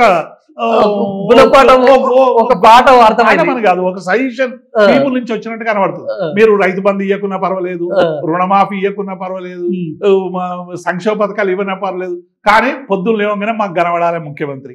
ఇది ఇది ఇది ఎంత అన్డెమోక్రటిక్ చెప్పండి మీరు. నిజంగానే ప్రజలకు ఒక గార్డియన్, ప్రజలకు ప్రభుత్వ మధ్య ఒక రక్షకుడుగా ఏ రాజకీయ పార్టీ అయినా వస్తుంది. దాన్ని కాపాడాలి, సంపద పెంచాలి, సంపద పంచాలి. సార్ తెలంగాణ అవునన్న కాదన్న కేసీఆర్ గారికి అత్యంత ఇష్టమైన సబ్జెక్ట్. ఈ రోజు ఆయన కన్నం ఉందట, సరే కారణం ఏదైనా కావచ్చు, వాళ్ళకి తెలుసు. అది ఆయన కన్నం ఉందట తెలంగాణ ఈరోజు ఖరాబ్ అవుతుంది. 33% ఉన్నది రెవెన్యూ గ్రోత్ రేటు, ఈరోజు -5 వచ్చింది. అవునా? ఇట్లా అవుతుంటే కేసీఆర్ గారికి బాధ అవుతుందా కాదా? 100% బాధ అవుతుంది. 100% బాధ అయినప్పుడు మరి ఈ తప్పుల నుంచి తెలుసుకొని మరి ఇప్పుడు దీనికి పరిష్కారం ఏంది అనేది మరి కేసీఆర్ గారు ఆలోచించాలి. కేసీఆర్ చెప్పకుండానే, కేసీఆర్ మాతో పంచుకోకుండానే, కేసీఆర్ మమ్మల్ని కలవకుండానే మేము ఈ నిర్మాణం అంతా చేస్తున్నామా? రైతు బంధు కోసం కొట్లాడుతున్నామా? రైతుల కోసం కొట్లాడుతున్నామా? ఈ ప్రతి సమస్యను లీగల్ సెల్ పెట్టి చిన్న చిన్న సమస్యలకు కూడా ప్రజల పక్షం ఉండే పని చేస్తున్నాం. ఇన్ని 22 నెలలుగా ప్రతిపక్ష పార్టీగా అసలు నిజంగా ఓడిపోయిన తర్వాత 1 సంవత్సరం 2 సంవత్సరాలు సహజంగా ఉండేటువంటి అవకాశాన్ని కూడా పక్కకు పెట్టి రేవంత్ రెడ్డి మీద ఒత్తిడి తెచ్చే. ఎందుకంటే గతంలో ఎవ్వరు కూడా 100 రోజుల్లో ఇవి చేస్తామని హామీలు ఇవ్వలేదు. ప్రతిపక్ష పాత్ర మారింది, పాలకపక్ష పాత్ర కూడా మారింది. వాళ్ళు 100 రోజులలో ఈ 6 గ్యారెంటీలు చేస్తామని చెప్పారు. 6 గ్యారెంటీల కోసం మేము ఎన్ని తిప్పలు పడ్డాం. హరీష్ రావు గారు రైతు బంధు సంబంధించి వారు రోజు ఒత్తిడి పెట్టి చివరికి దేవుళ్ళ మీద ఒట్లు పెట్టుకునే స్టేజ్కి వచ్చిండు రేవంత్ రెడ్డి పార్లమెంట్ ఎన్నికలకు. యాదగిరిగుట్ట మీద, చర్చ్ మీద, మసీద్ మీద, అన్నిటి మీద పెట్టి ఎంతో కొత్త రుణమాఫీ చేయించగలిగినామంటే ఇవాళ బీఆర్ఎస్ పార్టీ ఇవాళ ఇచ్చిన హామీలు అమలు చేయడానికి ఎంతో కొంత ప్రయత్నం జరుగుతున్నదంటే ఆ ప్రయత్నం వెనుక బీఆర్ఎస్ కు సంబంధించినటువంటి పోరాట పట్టిమ ఉంది. దానికి కేసీఆర్ నాయకుడు మాకు నిత్యం కేసీఆర్ గారు క్యాడర్కు అవసరమైనటువంటి సందేశాన్ని ఇస్తాడు, మాట్లాడతాడు, క్యాడర్కి చెప్తాడు, ఎవరికి చెప్పాలి, ఎట్లా చెప్పాలి అనేటువంటిది కేసీఆర్కు కొత్తగా చెప్పాల్సినటువంటి అక్కర్ లేదు. రోజు ఒక 100 మందికి ఫోన్లు చేస్తాడు. ఊళ్ళల్లో నీళ్ళు వస్తున్నాయి లేదా, కరెంట్ వస్తుందా లేదా, సంక్షేమ పథకం. ఇవాళ కరెంటు పోగానే కేసీఆర్ ఎందుకు యాదికి వస్తున్నాడు? నీళ్లు రాకుండా ఇవాళ కేసీఆర్ ఎందుకు యాదికి వస్తున్నాడు? అంటే కేసీఆర్ అనేటువంటి ఒక క్యారెక్టరు తెలంగాణ ప్రజలకు అవసరమైనటువంటి సంక్షేమాన్ని, అభివృద్ధిని ఇచ్చేటువంటి ఒక గొప్ప క్యారెక్టర్ అని ఇలా తెలంగాణ ప్రజలు భావించరు కనుకనే కేసీఆర్ను ఇలా మరుస్తారు. ఈయనేమో కేసీఆర్ను మరిపిస్తా అంటాడు. మరిపిస్తా అన్నప్పుడల్లా కరెంటు వంగనే అయ్యో కేసీఆర్ లేకపోయాని ప్రజలు అంటూ ఒక చర్చ జరుగుతున్నా సార్. కేసీఆర్ గారిని ఓడగొట్టారు కాబట్టి నన్ను ఓడగొట్టిన ప్రజలతోటి నాకేం పని కాబట్టి నేను వాళ్ళని పట్టించుకోను. ఇప్పుడు బీఆర్ఎస్ జూబ్లీ హిల్స్ లో బీఆర్ఎస్ వర్సెస్ కాంగ్రెస్ నడుస్తున్నది. అవునా? బీఆర్ఎస్ గెలిపించాలే ఈ ప్రభుత్వానికి గట్టి సందేశం. ఒక్కసారి కేసీఆర్ జూబ్లీ హిల్స్ నియోజకవర్గంలో నిలబడి ఓటేయండి, మీ సంగతి నేను చూసుకుంటాను అని మాట్లాడితే అసలు కాంగ్రెస్ పార్టీ వాళ్ళకు ఎలా ఉంటుంది? అట్లాంటి ప్రయత్నం ఎందుకు జరగట్లేదు?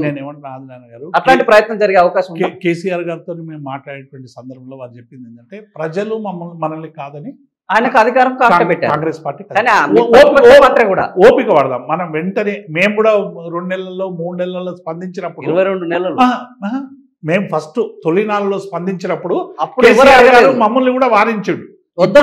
మనం ఏంటంటే ఒక ప్రజాస్వామ్య ప్రక్రియలో మనకు కొంత టైం ఇవ్వాలని చెప్పి ఆడిండు. 1 ఇయర్ తర్వాత ఆయన నాగార్జున సాగర్ పోయిండు, నీళ్ళ గురించి ఫైట్ చేయమని ప్రజలకు చెప్పొచ్చిండు. తర్వాత అనేక సమావేశాల్లో ఆయన కనీసం 7-8 సమావేశాల్లో అడ్రస్ చేసి మా ఎలకతుర్తిలో లక్షలాది మంది ప్రజల ముందు ఆయన మాట్లాడి చెప్పిండు. ఇప్పుడు కూడా నిరంతరం కూడా ఆయన ప్రతి విషయాన్ని తెలుసుకొని ఆ విషయానికి పరిష్కారం ఏందని చెప్తున్నారు. మీరు కోరుకున్నట్టు జూబ్లీ హిల్స్ అది కూడా జరుగుతుంది. నిజంగానే ఇవాళ జూబ్లీ హిల్స్ లో మీరు అన్నటువంటిది కేసీఆర్ ఒక పిలుపు ఇవ్వాలని ప్రజల నుంచి ఫీడ్బ్యాక్ వస్తే డెఫినెట్ గా కేసీఆర్ వస్తాడు. ప్రజల కోసమే ఉన్నాడు. మా సోషల్ పోస్టులు ఇయ్యాలనే ఒకటి సర్వే చేస్తాం. సర్వే చేస్తే కేసీఆర్ మాట్లాడితేనే వింటాము, ఎవరు మాట్లాడినా వినము. 27% ఈయనకు, 70% కేసీఆర్కి వచ్చింది. జన స్పందన ఉన్నప్పుడు కూడా జనం కోరుకుంటే జన నాయకుడు ఎప్పుడైనా ముందటికి రావాలి. ఒక్కటి ఆదినారాయణ గారు, సందర్భాన్ని బట్టి సమయాన్ని బట్టి ఇప్పుడు జూబ్లీ హిల్స్ ఎన్నికలకు మేము ఎంత ప్రచారం చేస్తున్నామంటే ఇదేమో ప్రభుత్వాన్ని మార్చేది, మమ్మల్ని ఇంతకుముందే మనం చర్చించుకున్నాం. ఈ ఎన్నిక అనేటువంటిది రూలింగ్ పార్టీకి ఒక గుణపాఠంగా నేర్పాలి. అంతే కదా. దీని ద్వారా వాళ్ళు కనీసం కళ్ళు తెరిచి ప్రజలకు ఇచ్చినటువంటి హామీలు అమలు చేయాలి. భవిష్యత్తులో ఏ పార్టీలు కూడా ఇట్లా అలవిగానే హామీలు ఇచ్చి అధికారంలోకి వస్తే ప్రజల నుంచి తిరుగుబాటు వస్తుంది అనేటువంటి భావనకి ఇదొక వేదిక కావాలని మేము సీరియస్గా ఫైట్ చేస్తున్నాం. 2 నెలల నుంచి కేసీఆర్ గారు ప్రతి ఇన్ఛార్జ్తో మాట్లాడుతున్నారు, ప్రతి ఫీల్డ్లో ఉన్నటువంటి బూత్ కార్యకర్తలు సందేశం పంపిస్తున్నాడు. కేటీఆర్, హరీష్ రావు గారు ఇద్దరు కూడా టోటల్గా రంగంలోకి దిగిరు. ఇద్దరు కలిసి చాలా బ్రహ్మాండంగా పనిచేస్తున్నారు. మీరు అన్నట్టు అవసరమైతే కేసీఆర్ గారు వచ్చే సభ పెడతాం, ఏమున్నది అందులో. కేసీఆర్ గారు ప్రజల్ని కలవడానికి ఇబ్బంది ఏమి ఉండదు. కానీ నేను ఏమంటున్నా అంటే ఇప్పుడు కేసీఆర్ రావాలి రావాలి రావాలి అని వచ్చినప్పుడు తట్టుకుంటారా వీళ్ళు? జనం కోరుకుంటారు. ఆ రోజు జనం కోరుకున్నారు కేసీఆర్ని కలవాలి అని, కానీ అవకాశం లేదు కాబట్టి ఇలాంటి తీర్పిచ్చారు. ఈ రోజు కూడా జనం కోరుకుంటున్నారు. ఈ రోజు కూడా నేను రాను, నేను ఇదే పద్ధతిలో ఉంటాను అన్న పద్ధతిలో కేసీఆర్ వ్యవహరిస్తున్నాను అన్న విమర్శలు పెరుగుతున్నాయి. అంటే నిజంగా ప్రజల కంటే కూడా ఎక్కువ నాయకులు ప్రచారం చేసిందే ఎక్కువ. ఇంట్లో తమకు సంబంధించినటువంటి పైరవీలు మేము ఏదైనా కాగితం తీసుకపో కేసీఆర్ గారు మాతో అన్నది ఏంటంటే, మనం ఈ కంటిన్యూస్ కలవడం వల్ల, విజిటర్స్ని కలవడం వల్ల, గతంలో ముఖ్యమంత్రి అంటే ఒక మెకానికల్గా వచ్చి ముఖ్యమంత్రి కూర్చొని అప్పుడు ఉన్నటువంటి వ్యవస్థ మీద అజమాయిష్ చెలాయించేటువంటి ఒక అధికారిగా ఉండే, కానీ తెలంగాణ రాష్ట్రం వచ్చినాక మనకు అనేక సమస్యలకు సుదీర్ఘమైనటువంటి నిరంతరంగా మనం దాని మీద దృష్టి పెట్టాల్సినటువంటి అవసరం ఉంది. కాబట్టి ఈ కలవడం అనేటువంటిది పక్కకు పెట్టి కొంత మనం తగ్గించుకుందామని వారు తగ్గించుకొని వాటి మీద దృష్టి పెట్టారు. ఆయనకు చెరువులు ఎక్కడున్నాయి, కాలువలు ఎక్కడున్నాయి, గుట్టలు ఎక్కడున్నాయి, దాని కాంటూర్ లెవెల్ ఏంది, ఏ ఊర్లో ఎక్కడ ఏముంది అని మొత్తంగా కూడా ఆయన నిరంతర శ్రమ చేయడం వల్ల ఆయనకు 9.5 ఏళ్ళు సరిపోలేదు. నిజంగానే ఇంకొక 5 ఏళ్ళు కేసీఆర్ గారు దృష్టి పెట్టి ఉంటే ఇంకా కొన్ని సమస్యలకు ఒక పరిష్కారం దొరికేది. కాబట్టి ఎక్కడో ఒక వ్యవస్థ అన్నప్పుడు చిన్న మిస్టేక్స్ జరుగుతాయి. ఆ చిన్న మిస్టేక్స్ను ఒక భూతార్థంలో చూపించి కాంగ్రెస్ పార్టీ ఇలా 1.8% మేము ఓడిపోయింది. ఎంత 1.8%తోనే ఓడిపోయాను. హైదరాబాద్ ఈ నగరంలో అంతా కూడా బ్రహ్మాండమైన మెజార్టీ వచ్చింది. రూరల్ ఏరియాలో కొద్దిగా కొన్ని స్కీముల వల్ల అయ్యో మాకు దళిత బంధు అని ఇచ్చినాం. దళిత బంధు ఇస్తే దళితులకు నిజంగానే వాళ్ళకి ఇబ్బంది ఉంది, దళితులు బాగుపడాలి అనే కాన్సెప్ట్ పెట్టి వాళ్ళకు ఎందుకు ఇచ్చిండ్రు అనేటువంటి దుష్ప్రచారం చేసి రకరకాలుగా ఇబ్బంది పెట్టేటువంటి ప్రయత్నం చేసి. కాబట్టి ఇప్పటికైనా మేము ఒక ప్రతిపక్ష పార్టీలో ఉన్నాం. ఇవాళ గట్టిగా ప్రజల పక్షం నిలబడడానికి పోరాటం చేస్తున్నాం. అవసరమైతే కేసీఆర్ గారు కూడా వచ్చి ఈ ప్రజా పోరాటంలో పాల్గొంటారు. వాళ్ళకేం పాల్గొంటారు, కానీ ఆయన వయసు రీత్యా రకరకాల ఆరోగ్య రీత్యా ఇప్పటి వరకు ఆయన సజెషన్స్ ప్రచారం కూడా చేస్తున్నారు. కేసీఆర్ ఆరోగ్యం అసలు బాగాలేదు, ఆయన ఇంకా లేవలేని పరిస్థితిలో ఉన్నారు. సోషల్ మీడియాలో వస్తుంది కానీ మీరు సోషల్ మీడియాలో మీరు చూస్తారు కదా, ఆయన మాట్లాడేది, ఆయన ఇంటికి వస్తే కలిసేది, జనంలో ఉండేది, ఆయన సాగర్కి వచ్చి మీటింగ్ మాట్లాడేది, మొన్న మా తెలంగాణ భవన్లోకి వచ్చి మాట్లాడిపోయింది, మేము రెగ్యులర్ కలుస్తున్నది. ఆయన 100% ఫిట్గా ఉన్నాడు. కాబట్టి 70 ఏళ్ళ పైన ఆయనకు వయసు ఉంది. చిన్న సమస్యలు ఎవరికైనా వస్తే ఆయనకు ఉన్నాయి. మధ్యలో ఆయన పడిపోవడం, కొంత కాలు దెబ్బతినడం, ఫ్రాక్చర్ చేయడం, ఇవన్నిటి వల్ల కొంత మీరు అన్నట్టు కొంత ఆరోగ్యానికి సంబంధించిన సమస్యలు అవన్నిటినీ దాటుకొని ఇలా 100% ఆయన రోజు ఆలోచిస్తాడు. ఆయన హాస్పిటల్లో ఉన్నప్పుడు కూడా మా అందరితోని మీరు మీటింగ్లు పెట్టిన విజువల్స్ మీరు చూసారు. కాబట్టి కేసీఆర్ గారికి విరామం లేదు. కేసీఆర్ గారు నిత్యం ప్రజల కోసమే ఆలోచిస్తారు, ప్రజల కోసమే ఆయన బతుకుతాడు, ప్రజా సమస్యల పరిష్కారమే ఆయనకు పరమావధి. కాబట్టి ఆయన ఆలోచనను ఇలా ఇంప్లిమెంట్ చేసేటువంటి భాగంలో మా వర్కింగ్ ప్రెసిడెంట్ కేటీఆర్ గారు, హరీష్ రావు గారు, జగదీష్ రెడ్డి గారు, అట్లా చాలా మంది నాయకులందరం కూడా ఫీల్డ్ మీద ఇలా పనిచేస్తున్నారు. మా లక్ష్యం అంతా కూడా అదే, అధికారంలోకి రావడం అనేటువంటిది ప్రజలు నిర్ణయిస్తారు. కానీ ఇలా కాంగ్రెస్ పార్టీ చేస్తున్నటువంటి దుర్మార్గాల్ని నిలువరించాలి. తెలంగాణ అస్తిత్వానికి దగ్గర సంబంధించి కానీ, తెలంగాణ హక్కులకు సంబంధించి కానీ, ఇలా ఇంటోటోగా ప్రాజెక్టుల విషయంలో కూడా వాళ్ళు అనుసరిస్తున్నటువంటి వైఖరి కూడా ఇలా శాశ్వతంగా మరణం మరణ శాసనముగా వచ్చేటువంటి అవకాశం ఉంది. కాబట్టి తెలంగాణ నీటి హక్కుల్ని కాపాడుకోవాలి, తెలంగాణ అస్తిత్వాన్ని కాపాడుకోవాలి, తెలంగాణ ప్రజలకు సంబంధించినటువంటి సమస్యలు పరిష్కారం కావాలి. గతంలో జరిగినటువంటి వికాసాన్ని విధ్వంసం జరగకుండా కూడా చూసుకునేటువంటి బాధ్యత మా మీద ఉంది. దానికోసం మేము నిరంతరం కూడా ఫైట్ చేస్తాం. ఇంత పెద్ద బాధ్యత ముందట పెట్టుకొని ఇప్పుడు కుటుంబ రాజకీయాలతోటి ఒకవైపు కవిత బయటికి వెళ్ళి హరీష్ రావు మీద నిత్యం ఆరోపణలు చేసుకుంటా, హరీష్ రావు రేపు మేనమామని సేమ్ చంద్రబాబు నాయుడు చేసినట్టు ఈయనని చేస్తారు, కేసీఆర్ని చేస్తారు. ఇవన్నీ ఏంటంటే పార్టీ పట్ల జనాలకున్న నమ్మకాన్ని దెబ్బతీయడము, పార్టీని వీకెన్ చేయడానికి, ఇవన్నీ వీటిని పెద్ద మనిషిగా కేసీఆర్ వాటిని పరిష్కరించాల్సి పోయి రోజు రోజుకి అవి ఇంకెక్కువైతున్నాయన్న ఒక చర్చ నడుస్తున్నది. వారు పరిష్కారానికి ప్రయత్నం చేయలేదని మనం ఎట్లా అనుకుంటాం? బిడ్డని కూడా కనీసం ఆపలేకపోతున్నారు అనే చర్చ వస్తుంది. ఆయన చేయగలిగిన ప్రయత్నం చేసిండు. కవిత గారిని ఆ రోజు అనవసరమైనటువంటి కేసులో ఇరికించేటువంటి ప్రయత్నం చేస్తే పెద్ద ఎత్తున పార్టీ అందరం, సరే కవిత గారు పార్టీ సీరియస్గా లేదని ఆరోపణ చెప్తా ఉంది, కానీ అందరం కూడా మేమందరం కూడా కవిత గారికి 100% కొంతమంది నాయకులకు ఉంటే ఉండొచ్చు, కానీ అందరం కూడా ఇంటోటో పార్టీ అంతా కూడా కవిత గారు వింటుంది. కవిత గారిని అక్రమంగా ఇప్పటికి కూడా ఆమె పార్టీ నుంచి సస్పెండ్ అయినా కూడా మా లైన్ ఏంటంటే బీఆర్ఎస్ పార్టీ ఇప్పటికే ఆమె మీద అక్రమంగా కేసు పెట్టిరని మేము చెప్తున్నాము. ఆ కేసు నుంచి ఆమె డెఫినెట్గా ఈడీ ఆమె మీద పెట్టినటువంటి కేసులన్నీ కూడా భారతీయ జనతా పార్టీ బీఆర్ఎస్ను టార్గెట్ చేయడంలో భాగంగానే పెట్టిందనేది మేము ఇప్పటికి కూడా భావిస్తాం. కానీ ఇలా కాళేశ్వరం మీద కానీ మిగతా వాటి విషయంలో కానీ ఇలా అవినీతి ఆరోపణలు ఎవరి మీద అయితే కవిత గారు చేస్తున్నారో ఆమె వ్యక్తిగతమైనటువంటి ఆరోపణలు అవి కమిషన్లు ఆల్రెడీ ఇప్పటికే పడ్డాయి. ఏది ఘోష్ కావచ్చు, రకరకాల కమిషన్లు వేసింది. కమిషన్లే ఇప్పటికీ వాటి విషయంలో తేల్చలేదు. వ్యవస్థలే తేల్చలేనటువంటి అవినీతిని వ్యక్తులుగా తీర్చేటువంటి అవకాశం లేదు. ఆరోపణలు ఉంటాయి డెఫినెట్గా, కవిత గారు ఇది చేసింది అనొచ్చు, కవిత గారు అది చేసింది అనొచ్చు, ఇంకోటి అనొచ్చు. కానీ హరీష్ రావు గారు ఇవాళ మీరు మొత్తంగా చూస్తే పార్టీకి ఒక వెన్నుదన్నుగా నిలిచినటువంటి ఒక గొప్ప నాయకుడు. ఇవాళ హరీష్ రావు గారు పార్టీకి చేసినటువంటి సేవ కానీ ఆయన అందించినటువంటి శ్రమ కానీ ఇవాళ పార్టీ ఇవాళ గట్టిగా, మీకు తెలుసు అందరు ఎమ్మెల్యేలు అందరూ కూడా పోతున్నారు, ఇక అయిపోయింది ఇప్పటి బీఆర్ఎస్ పార్టీ పైన చాలామంది చాలా ఊహాగానాలు చేశారు. కానీ ఇవాళ పార్టీ నిలువరించడంలో కేటీఆర్ గారు, హరీష్ రావు గారు తీసుకున్నటువంటి నిర్ణయం వల్ల, అంటే కార్యకర్తలకు అండగా ఉండడం కానీ, కార్యకర్తలకు నిరంతరం అందుబాటులో ఉండడం కానీ, పార్టీని కాపాడడం కానీ, అన్నిటికంటే ముఖ్యంగా ప్రజల పక్షం వహించేటువంటి పోరాటాల్లో నిమగ్నమై ఉండడం ద్వారా ఇవాళ 10+1 ఒక్క ఎమ్మెల్యే కూడా పోకుండా నిలువరించగలిగింది. అంటే ఇది బీఆర్ఎస్ పార్టీ తీసుకొచ్చిన కల్చరే కదా. ఆ రోజు కాంగ్రెస్ పార్టీ వాళ్ళని మొత్తం ఇందులోకి తీసుకొచ్చి కాంగ్రెస్ పార్టీ లేకుండా చేయాలని మీరు నేర్పిన విద్యనే నీరజాక్ష మేము పాటిస్తున్నాం అని రేవంత్ రెడ్డి చెప్తున్నారు. ఆదినారెడ్డి గారు అది అది అది ఏమైపోయిందంటే ఇది పొలిటికల్గా ఒక దానికి కౌంటర్ ఇవ్వడానికి ఉపయోగపడే ఆర్గ్యుమెంట్ తప్ప మీరు రాజ్యాంగబద్ధంగా 2/3 SC ఇలా అడిగే హక్కే లేదు మాకు. ఇప్పుడు మేము మా దగ్గర నుంచి 28 మంది పోతే మేము అడిగే హక్కు లేదు. 10 మంది ఉంటాం, మేము ప్రతిపక్షంగా కూడా ఉండకపోదు. కానీ రేవంత్ రెడ్డి అన్నాడు కదా, ఒక అధికారంలోకి వచ్చిన ఆయన నేను గేట్ తీస్తున్నా, ఒక చేప పడ్డది, ఇంకా 9 చేపలు పడ్డాయి, ఇంకా 18 చేపలు పడతాయి అని చెప్పుకున్నాడు కదా. 10+1 చేప ఎందుకు పడలేదు రేవంత్ రెడ్డికి అంటే కారణం ఏంది? అంటే రేవంత్ రెడ్డి పట్ల విశ్వాసం పోయింది. అంటే ప్రజలలో వస్తున్నటువంటి విశ్వాసమే. ఇప్పుడు మేము ఏం పని చేయకుండా ఉండి రేవంత్ రెడ్డి గొప్పగా పనిచేసిండు అనుకోండి, రేవంత్ రెడ్డి గొప్పగా పనిచేస్తే మాకు పని ఎక్కడి? మా 28 మంది అందరూ పోతారు. పోయేటువంటి ఇవాళ ఆయన ఇచ్చిన హామీలు ఇవ్వలేదు, ప్రజలకేమి చేయలేడు అనేటువంటి ఒక నమ్మకంతో ఇవాళ ప్రజలందరూ కూడా మీరు ఎవ్వరు కూడా పార్టీని వదిలిపోవద్దని ప్రజలు హెచ్చరిస్తున్నారు ఇవాళ నాయకుల్ని. ఇవాళ ఏ ఒక్క నాయకుడు కూడా మీరు ముందుకు పోతున్నారో చూడండి. ఇప్పుడు సార్ బీఆర్ఎస్ని వీడుతున్న వాళ్ళలో చూస్తే దళిత నాయకులు ఎక్కువ ఉన్నారు. ఒకటి కడియం శ్రీహరి బీఆర్ఎస్ని వీడాడు. ఎందుకంటే కేసీఆరే ఇదంతా ఈ పాపాల దానికి కారణం అని ఆయన బయటకు చెప్పారు. మొన్న కాళయాదయ్య కూడా పోయారు.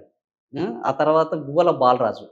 అసలు కేసీఆర్ మా మాట వినుంటే మేము ఈరోజు నాకు ఈ పరిస్థితి వచ్చేదే కాదు, కేసీఆర్ అసలు కలవరు, మాట వినరు. ఇట్లా ఒక్కొక్కరు బయటికి పోయినప్పుడు ఆరోపణలు చేయడం, నిందలు వేయడం అనేది సహజమే. కానీ మనం కూడా ఒకవైపు చూస్తే కేసీఆర్ తోటి ట్రావెల్ ఇంత చేసిన వాళ్ళు ఒక ఉద్యమ నాయకులు. ఇప్పుడు సుదీర్ఘకాలం ట్రావెల్ చేసినోడు ఏం కాదు కడియం శ్రీహరి. కేశవరావు ఏం ట్రావెల్ చేసినోడు కాదు. ఎందుకు సార్ వీళ్ళందరూ కలిసి ఉన్నారు కదా. కడియం శ్రీహరి గారు, కడియం శ్రీహరి మాతో ట్రావెల్ చేసింది ఎంత? ఆయన ఉద్యమం నుంచి ఉన్నాడా 2001 నుంచి? టీడీపీలో ట్రావెల్ చేశారు కదా వీళ్ళంతా. అది తెలంగాణ రాష్ట్ర సమితి నిర్మాణం జరిగిన తర్వాత నేను చెప్తాను. అంతకుముందు ట్రావెల్స్ మొత్తం కాంగ్రెస్తో కూడా చేసిండ్రు. కేసీఆర్ సంజయ్ గాంధీ దగ్గర నుంచి ట్రావెల్ చేసిండు. మేము టీఆర్ఎస్ పార్టీ వచ్చిన తర్వాత ఇలా కడియం శ్రీహరి ఆయన పార్లమెంట్ మెంబర్గా ఉంటే రాజీనామా చేయించి డిప్యూటీ సీఎం ఇచ్చి ఆయన కంటిన్యూ చేసిన తర్వాత ఆయన కేవలం ఆయన కూతురి కోసం కదా, ఇలా కూతురు కోసం ఇలా, ఎందుకంటే టీఆర్ఎస్ పార్టీ గెలవదని ఆయనకి ఏం రిపోర్ట్లు ఉన్నాయో ఏం చేసిందో కాబట్టి గెలిచే పార్టీలకు పోవాలని పార్టీలు మారడానికి మేమేం ఆబ్జెక్షన్ చేస్తలేము. కానీ ఇవాళ ఏం చేస్తున్నారంటే మీరు ఈ దుర్మార్గమైనటువంటి దుష్ప్రచారం చేస్తున్నారు కేసీఆర్ మీద. ఇవాళ మేమందరం ఉద్యమకారులందరం కూడా మేము అనుకోలేమా ఇటువంటి వాళ్ళు రావడం వల్ల మా అవకాశాలన్నీ తగ్గిపోయినాయని ఇవాళ మొదటి నుంచి కొట్లాడిన వాళ్ళు మేము అనుకుంటలేమా?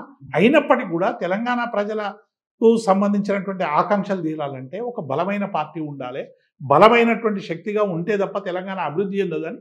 ఇటువంటి వాళ్ళు ఎవరు వచ్చినా కూడా మేము వాళ్ళని స్వాగతించి ఇలా పార్టీలోకి తీసుకుని వాళ్ళకి పదవులు ఇచ్చినా కూడా మేము మొత్తం టోటల్ విశాల ప్రయోజనాలు దృష్టిలో పెట్టుకొని అందరూ ఇన్వైట్ చేసాం. వాళ్ళందరినీ కూడా నువ్వు ఇలా కాదని పోతే కేసీఆర్ చేసిండా తప్పు నువ్వు చేసినావా? కడియం శ్రీహరి ఇలా కడియం శ్రీహరి సమాధానం చెప్పాలి. ఆయనకి ఎంత మంచి పోర్ట్ఫోలియో ఇచ్చి, ఎంత ఉప ముఖ్యమంత్రి ఇచ్చి, అందరికి కూడా మీరు పోయిన వాళ్ళందరూ కూడా చూడండి, అందరినీ కేసీఆర్ మంచిగా చూసుకున్నటువంటి వాళ్ళే. మరి అదే తెలుస్తలేదు.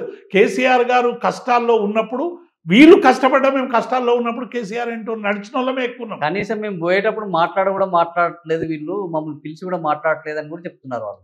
ఎందుకు మాట్లాడలేదు? ఇవన్నీ కూడా ఇప్పుడు ఆయన కేసీఆర్ ఇప్పుడు ఏమైందంటే కేసీఆర్ మనం చెప్పినట్టు నేను చెప్పినట్టు మీరు మాట్లాడగానే మాటకు సమాధానం ఇచ్చే వ్యక్తి కాదు కాబట్టి ఆయన మీద ఎన్ని రాళ్ళైనా వేస్తున్నారు. ఇవాళ ఆయన కేసీఆర్ ఇటువంటి చిల్లర వాటికి సమాధానం చెప్పడం తెలుసు ఆయన.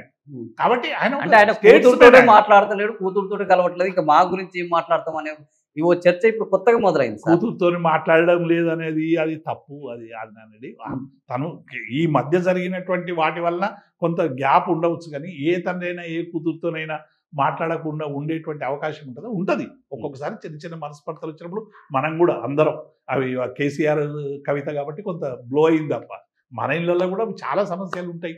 అవి కుటుంబ సమస్య. ఉద్యోగుల సమస్యకు పరిష్కారం ఏంది? ఉద్యోగులు చాలా ఇబ్బంది పడుతున్నారు సార్. ఇప్పుడు జూబ్లీ హిల్స్ లో ఏదో 30 మంది నిరుద్యోగులు మేము నామినేషన్ చేస్తామంటున్నారు. ఆల్రెడీ మాలలందరూ మేము 300 మంది వచ్చేస్తున్నాం. ఇది నిజంగా వాళ్ళలో అసంతృప్తి లేకపోతే బీఆర్ఎస్ తీసుకొచ్చి వాళ్ళని ఏకీకరణ చేసి ఈ రకమైన ఏదైనా కార్యక్రమం చేస్తున్నదా? కాదు, ఈ రాష్ట్రంలో కాంగ్రెస్ పట్ల అన్యాయం అయిపోయిన ప్రతి బాధితుని వెంట టీఆర్ఎస్ ఉంటుంది, బీఆర్ఎస్ ఉంటుంది, అందులో ఏం డౌట్ లేదు. ఓకే, అలా మేమే ఏకీకరణ చేసేది. వాళ్ళు నష్టపోయినరు, కష్టపడుతున్నారు, ఆగ్రహం వ్యక్తం చేస్తున్నారు, ఈ సమస్యకు పరిష్కారం కావాలనుకుంటున్నారు. ప్రతి వ్యక్తి అంటే బీఆర్ఎస్ ఉంటుంది, అలా మాకేమి డౌట్ లేదు. నేను ఏమంటున్నా అంటే ఇవాళ 10,000 కోట్ల రూపాయలు ఉద్యోగులకు ఇవ్వాలి, రిటైర్మెంట్ ఉద్యోగులకు ఇవ్వాలి. చాలా 3-4 ఉద్యోగులు ఇటీవల ఆత్మహత్యలు చేసుకున్నారు. అసహజ మరణంతో గుండె నొప్పితో రకరకాలు చనిపోయారు. కొంతమంది మేము చచ్చిపోతామని వీడియోలు పెడితే కొంతమందికి డబ్బులు ఇచ్చారు. 100 మంది ఇలా హైకోర్టుకు పోయిన మాకు డబ్బులు ఇవ్వాలని ప్రాధాయపడుతున్నారు. 700 కోట్ల రూపాయలు ఇస్తామని చెప్పి బట్టి విక్రమార్క హామీ ఇచ్చి 7 కోట్ల రూపాయలు కూడా విడుదల చేస్తలేడు. ఉద్యోగులకు సంబంధించిన సమస్య చాలా తీవ్రమైన సమస్య అయిపోతా ఉన్నది. ఈ ప్రభుత్వం ఇంకా ఇట్లే పోతే ఉద్యోగులు మొత్తం ప్రభుత్వ పాలన వ్యవస్థ అంతా కూడా స్తంభించిపోయేటువంటి అవకాశం మెండుగా కనబడతా ఉంది. కాబట్టి ఎందుకంటే ఉద్యోగులను అంత తేలిగ్గా తీసుకున్న చంద్రబాబు నాయుడు ఏమైందో మనం చూసినాము, ఎన్టీ రామారావు ఈ పరిష్కారానికి ఎందుకు 2,40,000 కోట్లు అప్పు తెచ్చిండు, ఇంకో 10,000 కోట్లు అప్పు తెచ్చి ఈ ఉద్యోగులకు అన్ని చెయ్యాలి, డెఫినెట్ గా చేయాలి. ఇప్పుడు ఆ అప్పే దొరకట్లేదు. అసలు ఆల్రెడీ అప్పుల పరిధి కూడా దాటిపోయింది. 80% అప్పులు అయిపోయినాయి, ఇంకా 20% ఉన్నది. ఇంకా 6 నెలల పాలన చేయాల్సి ఉన్నది ఈ సంవత్సరానికి అని అంటున్నారు. నేనేమంటున్నా, అటువంటిప్పుడు కొన్ని ప్రియారిటీస్ ఎంచుకొని ఇక ఉద్యోగులారా మేము ఇది ఇవ్వగలుగుతాం, కూర్చొని పెట్టి మాట్లాడి ఈ రిటైర్మెంట్ ఉద్యోగులకు సంబంధించిన సమస్య అయితే పరిష్కరించాలి. పిఆర్సీకి డిఏలకు సంబంధించి సర్వీస్లో ఉన్న ఉద్యోగులతో మాట్లాడి వాటికి కొంత టైం తీసుకుంటే వాళ్ళ ఉద్యోగ సంఘాలు మాట్లాడతాయి. కానీ నువ్వు రిటైర్ అయిన ఉద్యోగుల్ని వేధించేటువంటి వాళ్ళు పెట్టుకున్న డబ్బు కదా, ఇది నీ డబ్బు కాదు కదా. 100% ఈపీఎఫ్ విత్డ్రా చేసుకోవచ్చు. ఇప్పుడు జీపీఎఫ్ కానీ లేకుంటే గ్రూప్ ఇన్సూరెన్స్ కానీ వీళ్ళు పెట్టుకున్న డబ్బు, ఇవైతే ఇమీడియట్ ఇచ్చేయాలి కదా. నువ్వు ఈ డబ్బును ప్రభుత్వం వాడుకొని మీరు వాళ్ళకు ఇబ్బంది పెడతా అంటే ఎట్లా? రిటైర్ అయిన ఉద్యోగులకు అందరికి కూడా క్లియర్ చేయాలి. డబ్బులు లేవు అని ఇలా ఒక దుష్ప్రచారం చేస్తారు. కానీ మళ్ళీ పెద్ద పెద్ద కంపెనీలకు ఎందుకు డబ్బులు ఇస్తున్నారు, ఎందుకు టెండర్లు పిలుస్తున్నావు? మరి అందాల పోటీలు క్యాన్సిల్ చేసుకొని ఉంటుంది. మళ్ళీ ఇప్పుడు కొడంగల్ లిఫ్ట్ ఇరిగేషన్ పెట్టినావు, రకరకాలు పెట్టినావు కదా. మొదలు ఈ సమస్యకు పరిష్కారం మెల్లంగా చేసుకో. నువ్వు ఎట్లా 10 ఏళ్ళు ఉంటానని చెప్తున్నావు కదా, నీకు తొందర ఎందుకు? నేను 10 ఏళ్ల ముఖ్యమంత్రి నేనే అని ఆయనే చెప్పుకున్నాడు కదా. 10 ఏళ్ళు ఉంటాను ఆయనకు, ఈ తిప్పలేందుకు? ఉద్యోగులకి నేను అప్పు తెచ్చి ఇచ్చేసి మన కంచగచ్చి భూములు 10,000 కోట్లు అప్పు పెట్టి దాన్ని కుదవబెట్టినావు కదా. గట్లే కుదవబెట్టి ఇయ్యనుంటివి ఓ 10,000 కాకపోతే 5,000 కోట్లు ఓ 50% ఇస్తాను ఆయన అని పిలిచి మాట్లాడు. ఇప్పుడు వాళ్ళు చచ్చిపోయే ప్రమాదంలో ఉంది రేవంత్ రెడ్డి. ఓ మానవతా దృక్పథంతో ఆలోచించాలి. ఇదేం బీఆర్ఎస్ టీఆర్ఎస్కు సంబంధించిన తగాదా కాదు, ఇది మా 2 పార్టీల మధ్య జరిగే రాజకీయ వైరం కాదు. ఉద్యోగులు ఇతరులు వాళ్ళకు డబ్బులు ఇవ్వడానికి ఇంత వేధించడం అనేటువంటిది మీకు నేను చెప్తున్నా. ఆదినారాయణ రెడ్డి గారు 9 DL ఆపిండు చంద్రబాబు నాయుడు. ఆడితే అప్పుడు ఉద్యోగులు అందరూ కూడా పోస్ట్ కార్డులు కొన్నారు. అప్పుడు ఈ మనకు ఈ సెల్ ఫోను వాట్సాప్ ఇవి లేవు. అప్పుడు పోస్ట్ కార్డులు కొని ఈ జీవితంలో మనం తెలుగుదేశం కోటేయొద్దని ప్రతి ఓటర్కు వాళ్ళు అప్పీల్ చేశారు. విపరీతంగా ప్రచారం చేశారు. కండక్టర్లు చేశారు, టీచర్లు చేశారు, అందరూ చేశారు కాబట్టి ఇప్పుడు కూడా రేవంత్ రెడ్డికి అదే ప్రమాదం ఎదురవుతా ఉన్నది. మీరు డెఫినెట్ గా చాలా నష్టపోతారు. రాజకీయంగా నష్టపోయి మేము పోయి ప్రతిపక్షంలో కూర్చుంటామేమో కానీ ప్రజలకు జరిగేటువంటి నష్టం జరుగుతుంది. కాబట్టి ఈ నష్టాన్ని ఎవరు పూడ్చలేరు. ఎవరు పూడుస్తాడు? ఇవాళ మోదీ ఇంత అన్యాయం చేస్తున్నాడు, ఫెడరల్ స్ఫూర్తికి విరుద్ధంగా పనిచేస్తున్నాడు, పబ్లిక్ రంగ సంస్థలను ఎత్తేస్తున్నాడు. ఏం చేస్తావు? ఇక ఆయన పోయినాక మళ్ళీ దీన్ని గుడుకోవడానికి ఎవడో కష్టపడాలి. రేపు ఈ కష్టమంతా మా మీద పడుతుంది. రేపు ఎట్లాగో అధికారంలోకి వచ్చేది టీఆర్ఎస్ఏ. డెఫినెట్గా ఇంకొక 3 ఏళ్ళు తర్వాత వచ్చేది అధికారంలోకి వచ్చేది మేమే. ఈ సమస్యలకు ఏదో రకమైన పరిష్కారం కనుక్కొని ప్రజలకు సమస్యలని పరిష్కారం చేయాల్సిన బాధ్యత కూడా మా మీదనే ఉంటుంది. కాబట్టి మేము ఇవన్నీ సమస్యలు ఉన్నప్పుడు ప్రజలకు ఏమి ఇవ్వాలనేది మేము కూడా అప్పుడు ఆలోచించుకోవాల్సి వస్తుంది. కాబట్టి డెఫినెట్గా ఈ సమస్యలకు ఒక పరిష్కారం దొరకకుండా ప్రభుత్వం తప్పించుకోవడం అనేది ఇది ఒక క్రిమినల్ ఇంటెన్షనల్ అంటే ఏమంటామంటే విధ్వంసం. ఇది అంటే నేరపూరితమైనటువంటి నెగ్లిజెన్స్. ఇప్పుడు సార్ మీకు సంబంధించి టీజేఏసీ అప్పుడు ఉద్యమకాలం ఆ నలుగురు అనేది బాగా విన్నాం. ఆ నలుగురిలో ఒక విఠల్ ఉండే, ఆ నలుగురిలో ఒక కోదండరామ్ ఉండే, ఆ నలుగురిలో శ్రీనివాస్ గౌడ్ ఉండే, ఆ నలుగురిలో స్వామి గౌడ్. ఇప్పుడు స్వామి గౌడ్ లేరు మనతోటి, విఠల్ గారు లేరు మనతోటి, కోదండరామ్ గారు లేరు. ఇట్లా ఈ నలుగురు ఇట్లా దూరం కావడం పట్ల ఇప్పుడు మీరు టీజేఎస్సీ నాయకులు ఉద్యమ గొంతుక ఏమనిపిస్తుంది అసలు? ఇట్లా విభిన్నం కావడం వల్ల తెలంగాణకు ఏమైనా నష్టమా లాభమా? అంటే ఒక లక్ష్యం కోసం పనిచేసినాం. తెలంగాణ రాష్ట్ర సాధన కోసం ఒక సుదీర్ఘకాలం తెలంగాణ సమస్య పరిష్కారం కావాలని అనేక మంది కలలు కన్నారు. ఎవరి దుఃఖం కాలేదు. అనేక మంది మరణించారు, అనేక కేసులు, అనేక అసహజ మరణాలు జరిగినాయి. ఆ నలుగురు మళ్ళా ఏకమయ్యే అవకాశం ఉందా? డెఫినెట్ గా ఉంటది. దానికి ప్రసాద్ గారు ఏమన్నా ఇప్పటికి మేము కానీ శ్రీనివాస్ గౌడ్ కానీ స్వామి గౌడ్ కానీ ఇప్పటికీ బీఆర్ఎస్ తోనే ఉన్నాం. కానీ స్వామి గౌడ్ గారు యాక్టివ్ గా లేరు. ఒకప్పుడు ఎంత యాక్టివ్ ఉన్నారు, చాలా సందర్భం ఇబ్బంది పడ్డారు అనేది ఉన్నది. ఆయన కార్పొరేషన్, ఆయన కౌన్సిల్ చైర్మన్ అయిన తర్వాత కూడా కొన్ని అడిల్స్ వస్తాయి. ఇప్పుడు మేము ఇంత ఉద్యమం చేసి మేమేం రాజకీయాలలో ముందుకు పోయింది ఏం లేదు. కాబట్టి మేము ఇవన్నీ వస్తాయని ఉద్యమం చేయలేదు. కాబట్టి మాకు అవి వచ్చినా రాకున్నా మేము డెఫినెట్గా అందరం కలుస్తూనే ఉంటాం, అందరం మాట్లాడతాం. అవసరమైతే ఈ తెలంగాణ ఇంత నష్టపోయినప్పుడు కోదండరాం లాంటి వాళ్ళని కూడా పిలుస్తాం. అదే ఆ కార్యక్రమం జరిగే అవకాశం ఉందా? నిజంగానే ప్రజల పక్షం ఆలోచించేటువంటి నాయకులు వీళ్ళందరూ కూడా, నేనేం వాళ్ళు ప్రజా వ్యతిరేకులని అనలేము. ఎందుకంటే వాళ్ళందరూ కూడా ప్రజల కోసం పనిచేసిన వాళ్ళు. కొన్ని సందర్భాల్లో కొన్ని చిన్న మనస్పర్ధల వల్ల, కొన్ని భావోద్వేగాలు, తెలంగాణ ప్రేమికులు వీళ్ళంతా తెలంగాణ ప్రేమికులు, ప్రజా ప్రేమికులు, ప్రజా ప్రేమికులు. కాబట్టి డెఫినెట్ గా కూడా భవిష్యత్తులో అందరూ ఒక్కటి కావాల్సిందే. రేవంత్ రెడ్డి చేస్తాడు కాదు, మా అందరిని ఒక్కటి చేసే బాధ్యత రేవంత్ రెడ్డి తీసుకుంటాడు. ఇప్పటికే సగం చేసిండు, ఇంకొక సంవత్సరం అయితే అది కూడా చేస్తాడు. ఎందుకంటే ఉద్యోగులకు నేను ఇప్పిస్తా అని చెప్పి మా కోదండరాం గారు తిరిగి వేసారిపోయిండు. తర్వాత అనేక వర్గాలు ఆయన దగ్గరికి పోతే ఆయన హామీలు ఇచ్చిండు, చేపిస్తా అన్నాడు. ఇప్పుడు పోయి వినతి పత్రాలు ఇచ్చేటువంటి అవకాశం ఉంది తప్ప సమస్య పరిష్కారం అయితే అయితలేదు. కాబట్టి ఆయన కూడా విసిగి వేసారిపోతున్నాడు. ఎన్నడోనన్నా అందరం కలవక తప్పదు. ఇప్పుడు ఆ రోజు జేఏసీ నేతలుగా మీరు గొప్పగా తెలంగాణ తల్లిని ఆవిష్కరించుకున్నారు, అవునా? ఈ రోజు ఆ తెలంగాణ తల్లిని మార్చేశారు. కవిత ఒక మాట మాట్లాడింది, తెలంగాణ తల్లిని మార్చినా కూడా ఎవరు ఎందుకు మాట్లాడతలేరు, ఎందుకు ఈ దౌర్బల్యం వచ్చింది, తెలంగాణ తల్లి చేతిలో ఉన్న బతుకమ్మని ఒక బతుకమ్మ పండుగని అధికారికంగా చేసుకుంటాం. బతుకమ్మని తీసేసారు. ఈ ఉద్యమ నాయకులు ఎక్కడ పోయారు? ఉద్యమకారులు ఎక్కడ పోయారు? జేఏసీలు ఎక్కడ పోయినారు? ఎందుకు మాట్లాడతలేరు అన్నారు. నిజంగానే అంత పెద్ద జరిగినప్పుడు ఒక పెద్ద అంటే ఉద్యమం జరగాలి కదా! ఇప్పుడు ఆదినారాయణ గారు, సమాజంలో ఒక ఉద్యమం వచ్చినాక మనం అంటే మీరు చరిత్రలన్నీ కూడా చదివి తెలంగాణ చాలా నష్టపోయింది, చాలా ఘోషపడ్డది. ఎందుకంటే తెలంగాణ నేలంతా కూడా రక్తంతో నిండిపోయింది. ఒక 10 ఏళ్ళు ఒక దుర్మార్గమైన ఇక్కడ నక్సల్బరీ ఉద్యమం కానీ రకరకాల సామాజిక ఉద్యమాల వలన గ్రామాలన్నీ కూడా వల్లకాళ్ళైపోయినాయి. అవును. అసలు తండ్రి కొరివి గౌరవ పెట్టాల్సిన టెంకన్న పాట పాట ఆ! మనకు తెలుసు. అవును. కాబట్టి ఆ ఉద్యమం నుండి లేచి నిలబడి ఈ నిర్బంధం పోవాలి, 2 పూటల ఇంట్లో నిద్రపోతే చాలు అనే కాడికి తెలంగాణ వచ్చింది. హ్మ్. నీకు రైతు బంధు కోసమో లేకుంటే రుణమాఫీ కోసమో ఆత్మగౌరవం, రాలేదు. ఆత్మగౌరవం. ఆ. మా స్వీయ గ్రామంలో పరిపాలన. స్వీయ పరిపాలన కావాలి. హ్మ్. ముఖ్యంగా ఆత్మగౌరవం. హ్మ్.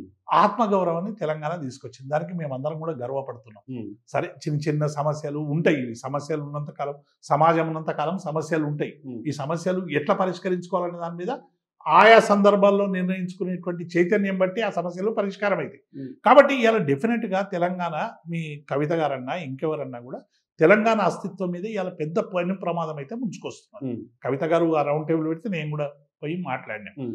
ఇలా అది బతుకమ్మను అంత అవమానించిన, బతుకమ్మ ఒక్కటే కాదు, ఇలా ముఖ్యమంత్రి జై తెలంగాణ అంటలేడు, అనట్లేదు. మళ్ళీ జై తెలంగాణ అని పోయి ఒక్కొక్కసారి మొన్న ఏదో విలేకరులు నాకు చెంప పలగొట్టాలనిపిస్తుంది అన్నాడు. పలగొట్టాలనిపిస్తుంది. మాకు కూడా అప్పుడప్పుడు అనిపిస్తుంది, హ్మ్. రేవంత్ రెడ్డి జై తెలంగాణ అంటలేడు, పోయి ఇట్లా చెయ్యి పెట్టి గల్లబట్టి జై తెలంగాణను ఏం పుట్టింది నీకు, రోగం పుట్టిందా అని అడగాలనిపిస్తుంది మాకు కూడా. హ్మ్. ఎందుకంటే తెలంగాణ కానీ మీతోటి ట్రావెల్ చేసిన అందశ్రీ అక్కడే ఉన్నారు, కోదండరాం అక్కడే ఉన్నారు. వాళ్ళకన్నా ఎందుకు చెప్పట్లేదు? వాళ్ళతో ఎందుకు అనిపించట్లేదు మీరు? ఇప్పుడు వాళ్ళకి ఏమైపోయిందంటే ఆ. ఈ తెలంగాణ అస్తిత్వం కంటే కూడా వ్యక్తిగతమైనటువంటి కోపాలే ఎక్కువైపోయినాయి. ఓకే. నన్ను పిలవలేదని, నన్ను కూర్చోబెట్టలేదని, నాకేదో చేయలేదని, హ్మ్. ఇట్లా రకరకాలు. ఇప్పుడు అందరూ ప్రజాప్రేమికులు, నేను ఏమంటా, కొందరు ఒక్కొక్క సందర్భంలో మౌనం వహిస్తారు, హ్మ్. ఒక్కొక్కసారి ఆ మౌనం బద్దలవుతుంది. హ్మ్. ఆ పక్క కూర్చున్న వాళ్ళందరూ కూడా ఎన్నడో ప్రజాపక్షం రాక తప్పదు, హ్మ్. వాళ్ళ మౌనం బద్దలు కాక తప్పదు. ఆ పెద్ద దానికి సూత్రధారి రేవంత్ రెడ్డి అవుతాడని నేను మనస్ఫూర్తిగా నమ్ముతున్నాను. నమ్ముతున్నారు. ఇప్పుడు మీరు ఇంతకుముందు 2-3 సార్ల బీఆర్ఎస్ బదులు టీఆర్ఎస్ అన్నారు. సో తెలంగాణ రాష్ట్ర సమితిని భారత రాష్ట్ర సమితిగా మార్చడంలో తెలంగాణ పేగుబంధం ఏమన్నా పోయింది అన్న భావన ఉద్యమకారుల్లో, జేఏసీ నేతల్లో ఎక్కడైనా ఉన్నదా సార్? అంటే అది డెఫినెట్గా ఉంటుంది. ఎందుకంటే తెలంగాణ రాష్ట్ర సమితిగా ఉద్భవించడం, రాష్ట్ర సమితిగా ఉండాలి, తెలంగాణ అస్తిత్వంకి ఒక చిరునామా అని అనుకున్నాం. హ్మ్. కానీ అప్పుడు కేసీఆర్ గారు తీసుకున్న నిర్ణయం ఏంటంటే, ఇవాళ ఫెడరల్ స్ఫూర్తికి విరుద్ధంగా కేంద్ర 2 జాతీయ పార్టీలు వ్యవహరిస్తూ ఉన్నాయి, ఫెడరల్ స్ఫూర్తి పోతా ఉంది. హ్మ్. అట్లాగే నేషనల్ ఇష్యూస్ కూడా అనేకం కూడా ఇవాళ ప్రాంతీయ పార్టీలను అణగదొక్కేటువంటి ప్రయత్నం చేస్తూ ఉంది. హ్మ్. కాబట్టి ఇవాళ మనం ప్రాంతీయ పార్టీ సోయితోనే, ఈ తెలంగాణకు సంబంధించిన బేస్తోనే మనం ఒక జాతీయ పార్టీగా ఎదిగి కొన్ని సమస్యలకు పరిష్కారం చూపుదామనేటువంటి ఒక విశాల దృక్పథంతో వాళ్ళు పెట్టిండ్రు. హ్మ్. కానీ అది అనివార్య కారణాల వల్ల సరైనటువంటి రీతిలో సముద్రంలో నీళ్లు ఇట్లా వేస్ట్ పోతున్నాయి, దాని ప్రాజెక్టులు రకరకాల అవగాహన వారికి ఉంది. ఎందుకంటే దేశవ్యాప్తంగా వారు అనేక పరిణామాలను చూశారు కాబట్టి ఆయన అనుకున్నాడు. హ్మ్. కానీ ఇక్కడ జరిగే కారణాల వల్ల మేము దాన్ని రీచ్ కాలేకపోయినాం. హ్మ్. అయినంత మాత్రాన బీఆర్ఎస్ పార్టీ పెట్టడమే ఒక దుర్మార్గం, ఒక తప్పని అది ఎవ్వరు కూడా అనుకోరు. నిజంగానే మేము ఇక్కడ గెలిచి ఉండి ఒక 2 సీట్లు వచ్చినాయి ఉంటే హ్మ్. బీఆర్ఎస్ గొప్పదని ఇవే నోళ్ళు అనేటి మాతోని. అని. అంటే రాజకీయ పరంగా ఓట్లు రావచ్చు పోవచ్చు, హ్మ్. కానీ ఆలోచనలు ఓడిపోతాయి అంటే అనుకోండి. సిద్ధాంతపరమైన ఆలోచన ఉన్నది ఇప్పుడు తప్పిద్దా అనేది ఒక ఆలోచన కూడా ఇప్పుడు వస్తుంది. ఉదాహరణకి హ్మ్. ఇలా మావోయిస్టులందరినీ అంతం చేస్తామని అమిత్ షా చెప్తున్నారు. మిస్టర్ 31 మార్చి వరకు అవును. వ్యక్తులుగా ఆయన అంతమందించేటువంటి అవకాశం ఉంది, ఎందుకంటే వ్యవస్థ చేతిలో ఉంది కాబట్టి. అవును. కానీ మావోయిస్టులు లేవనెత్తినటువంటి అంశాలు, అందరికీ గూడు కావాలి, సమాన హక్కులు కావాలి, ఫెడరల్ స్ఫూర్తితో నడవాలి, కుల మతాల భేదాలు లేకుండా అసమానతలు పోవాలని వాళ్ళు అంటారు. హ్మ్. దీన్ని ఎప్పుడు పరిష్కరిస్తే ఓ డెడ్ లైన్ పెడతారు ఎవడన్నా? హ్మ్. భారతదేశంలో ఏ రాజకీయ పార్టీ అయినా సాహసం చేస్తుందా? చెయ్యలేదు. హ్మ్. వాళ్ళని అంతమందించవచ్చు, కానీ భావాలు పోవు. హ్మ్. ఇవాళ డెఫినెట్గా కూడా మేము రాజకీయ పార్టీగా మేము కొంత సరైనటువంటి స్థానాలు పొందలేకపోవచ్చు. హ్మ్. అయినంత మాత్రాన టీఆర్ఎస్కు ఉన్నటువంటి ఆలోచనలు ఎన్నటికి పోవు. హ్మ్. టీఆర్ఎస్ పార్టీ, బీఆర్ఎస్ పార్టీగా మాకు ఉండేటువంటి తెలంగాణ ప్రజల పట్ల ఆలోచన, హ్మ్. తెలంగాణ ప్రజల జీవితాలను మార్చేటువంటి ఆలోచన, దేశానికి తెలంగాణ ప్రాంతం అనేటువంటిది ఒక రోల్ మోడల్ ఉండాలని మేము చేసినటువంటి ప్రయత్నాన్ని డెఫినెట్గా ఇది కొనసాగిస్తాం. ఇది గెలుపు ఓటమిలతో సంబంధం లేదు. అయితే ఒక రాజకీయ పార్టీగా హ్మ్. గెలుపు అనేటువంటి అత్యంత ఆవశ్యకత. ఎందుకంటే మనం అధికారంలోకి వస్తేనే ఆ సమస్యలకు ఒక పరిష్కారం చూపేటువంటి అవకాశం ఉంటుంది.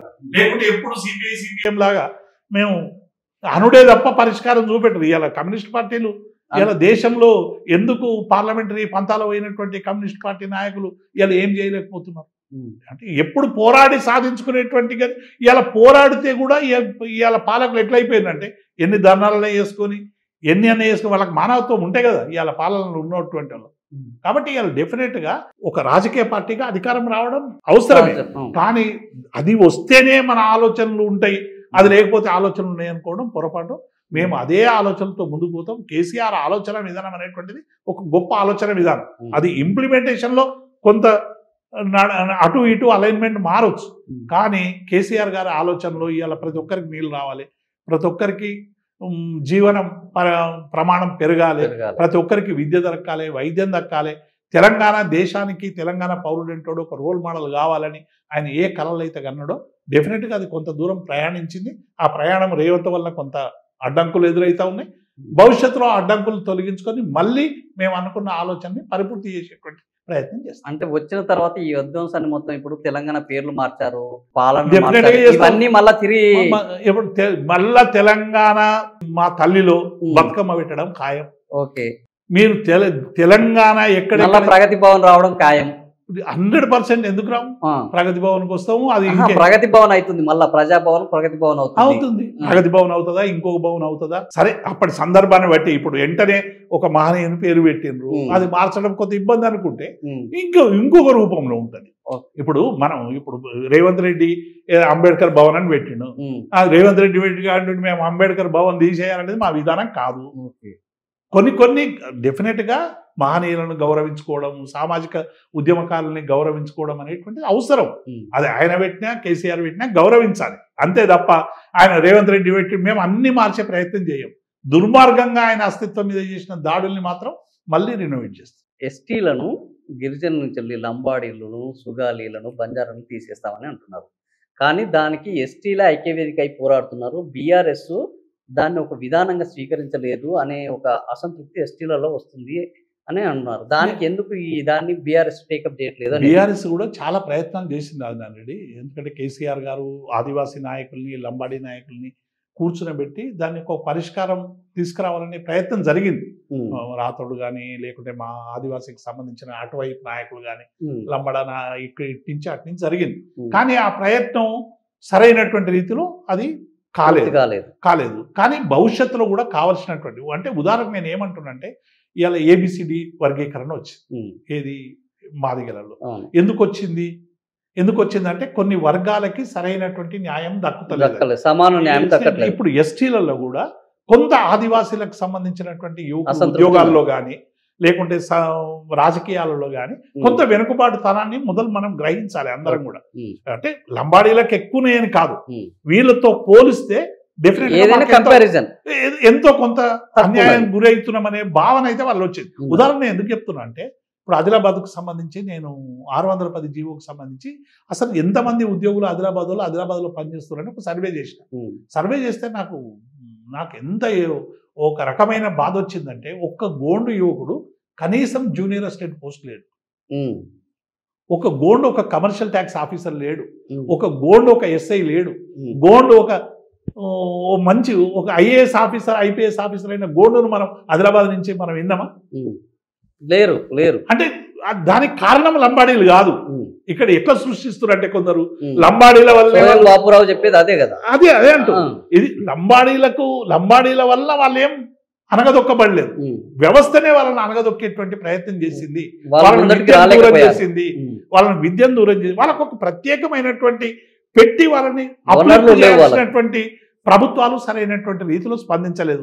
ఇప్పటికైనా ఆ సమస్య పరిష్కారం లేకుంటే అది ఒక రకమైన జటిలమైనటువంటి సమస్యగా మారే ప్రమాదం ఉంది. కాబట్టి రెండు వర్గాలు కూడా కూర్చొని ఆ సమస్యకు పరిష్కారం దొరకాలి. అన్యాయమైనటువంటి వాళ్ళని తీసేయాలని వీళ్ళు అనొచ్చు, కానీ వాళ్ళకు వచ్చే అవకాశాలు మాకు కూడా ఇవ్వండి అని మాత్రమే అడుగుతారు తప్ప ఇంకొకరిని కూలదోసి ఇంకొకరికి ఇచ్చేటువంటి పద్ధతి సరైనది కాదనేది నేను అభిప్రాయపడతా ఉన్నా. డెఫినెట్గా ఆదివాసీల సమస్యల్ని పరిష్కరించాలి అని మేము మా పార్టీ పక్షాన్ని కూడా డిమాండ్ చేస్తున్నాం. ఓకే సార్, ఇప్పుడు కేసీఆర్ గారు మీతో మాట్లాడుతుంటారు. ఇప్పుడు మొత్తము రాష్ట్రం మొత్తం బీసీ ఎజెండాగా సామాజిక తెలంగాణ అనేది నడుస్తుంది. రేపు బీఆర్ఎస్ సామాజిక తెలంగాణ ఎజెండాని అమలు చేసే అవకాశం కేసీఆర్ గారి నాయకత్వంలో ఒక రోల్ మోడల్‌గా తెలంగాణను తీర్చిదిద్దే అవకాశం సామాజిక తెలంగాణలో అట్లాంటి చర్చలు మీ దగ్గర ఏమైనా జరుగుతున్నాయా? అట్లాంటి అవకాశం ఏమైనా ఉందా? అంటే సమాజంలో బీసీలే ఎక్కువ ఉన్నారు. ఉమ్. ఎస్సీ ఎస్టీలు 80-90% ఉన్నారు. అయినప్పటికీ కూడా సరైనటువంటి మాకు రాజ్యాంగపరమైనటువంటి హక్కులు కాలేదని వాళ్ళు బాధపడతా ఉన్నారు. రిజర్వేషన్లు కావాలంటే అసలు వాళ్ళు ఇప్పటికి కూడా ఇంకా సర్పంచ్లు కావాలి, ఎంపీటీసీలు కావాలి, జడ్పీటీసీలు కావాలనే దగ్గర కొట్లాడే అడుగుతున్నారు. ఇంకా అడుగుతున్నారు. అది డెఫినెట్గా రేపు న్యాయబద్ధంగా కూడా లోకసభలో శాసనసభలో కూడా వాళ్ళకు ఆ రిజర్వేషన్లు దక్కాలి. ఉమ్. దక్కినప్పుడు మాత్రమే సరైనటువంటి న్యాయం జరుగుతుంది అనేది మేము భావిస్తా ఉన్నాం. ఓకే. అప్పటి వరకు ఉమ్. అంటే ఈ రాష్ట్ర యూనిట్గా ఉమ్. బీసీలకు దక్కాల్సినటువంటి ప్రతి న్యాయమైనటువంటి వాటాను ఉమ్. వారికి దక్కే విధంగా బీఆర్ఎస్ పార్టీ ఎప్పుడు ఫైట్ చేస్తుంది. ఓకే. అంటే ఇది ఏ మేరకు ఫైట్ చేస్తాము అనేటువంటి విషయంలో ఇవాళ కాంగ్రెస్ పార్టీ అనుసరిస్తున్నటువంటి తీరేమో అత్యంత దుర్మార్గంగా ఉంది. కాబట్టి దీన్ని డెఫినెట్గా పరిష్కరించాల్సినటువంటి అవసరం. పరిష్కరించకుంటే డెఫినెట్గా సమాజంలో ఈ అసమానతలు ఆర్థికపరమైన అసమానతలే కాదు, ఆత్మగౌరవంగా బతికేటువంటి అసమానతలు, లేకుంటే చట్టసభల్లో మిగతా సభల్లో ఉండేటువంటి ఈ అసమానతలు పెరిగి సమాజంలో ఒక విప్లవం అందామా, ఒక రకమైనటువంటి పెద్ద ఒక విస్ఫోటనం అందామా, డెఫినెట్గా జరిగేటువంటి అవకాశం ఉంటుంది. కాబట్టి వీటిని పరిష్కరించకుంటే వీటికి పరిష్కారాలు ప్రజలే ఎత్తుక్కుంటారు. కాబట్టి ప్రజలు ఎత్తుక్కునేంత వరకు వెయిట్ చేయకుండా ఒక రాజకీయ పార్టీగా దాన్ని పరిష్కరించాలనేది బీఆర్ఎస్ భావిస్తారు. థ్యాంక్ యూ సార్, చాలా విషయాలు చెప్పారు. సో ఇది మొత్తానికి తెలంగాణలో జరుగుతున్న విధ్వంసానికి ఖచ్చితంగా సీఎం రేవంత్ రెడ్డి ఒక నాయకత్వం వహించి మమ్మల్ని అందరినీ కలుపుతాడు. మళ్ళా తెలంగాణ గత వైభవాన్ని కొనసాగిస్తుంది. సామాజిక తెలంగాణలో అందరికీ న్యాయం జరిగే విధంగా రేపు రాబోయే బీఆర్ఎస్ పాలనలో ఉంటుందనే ఆకాంక్షను వ్యక్తం చేస్తున్నారు. మరి దేవిప్రసాద్ గారి ఆకాంక్ష ఎంతవరకు నిజమవుతుంది ప్రజలు నిర్ణయించాలి. సో ప్రజలు ఏం తీర్పిస్తారో అది జూబ్లీ హిల్స్తో మొదలవుతుందని వాళ్ళు ఎక్స్పెక్ట్ చేస్తున్నారు. చూద్దాం ఏం జరుగుతుందో. Thank you for watching.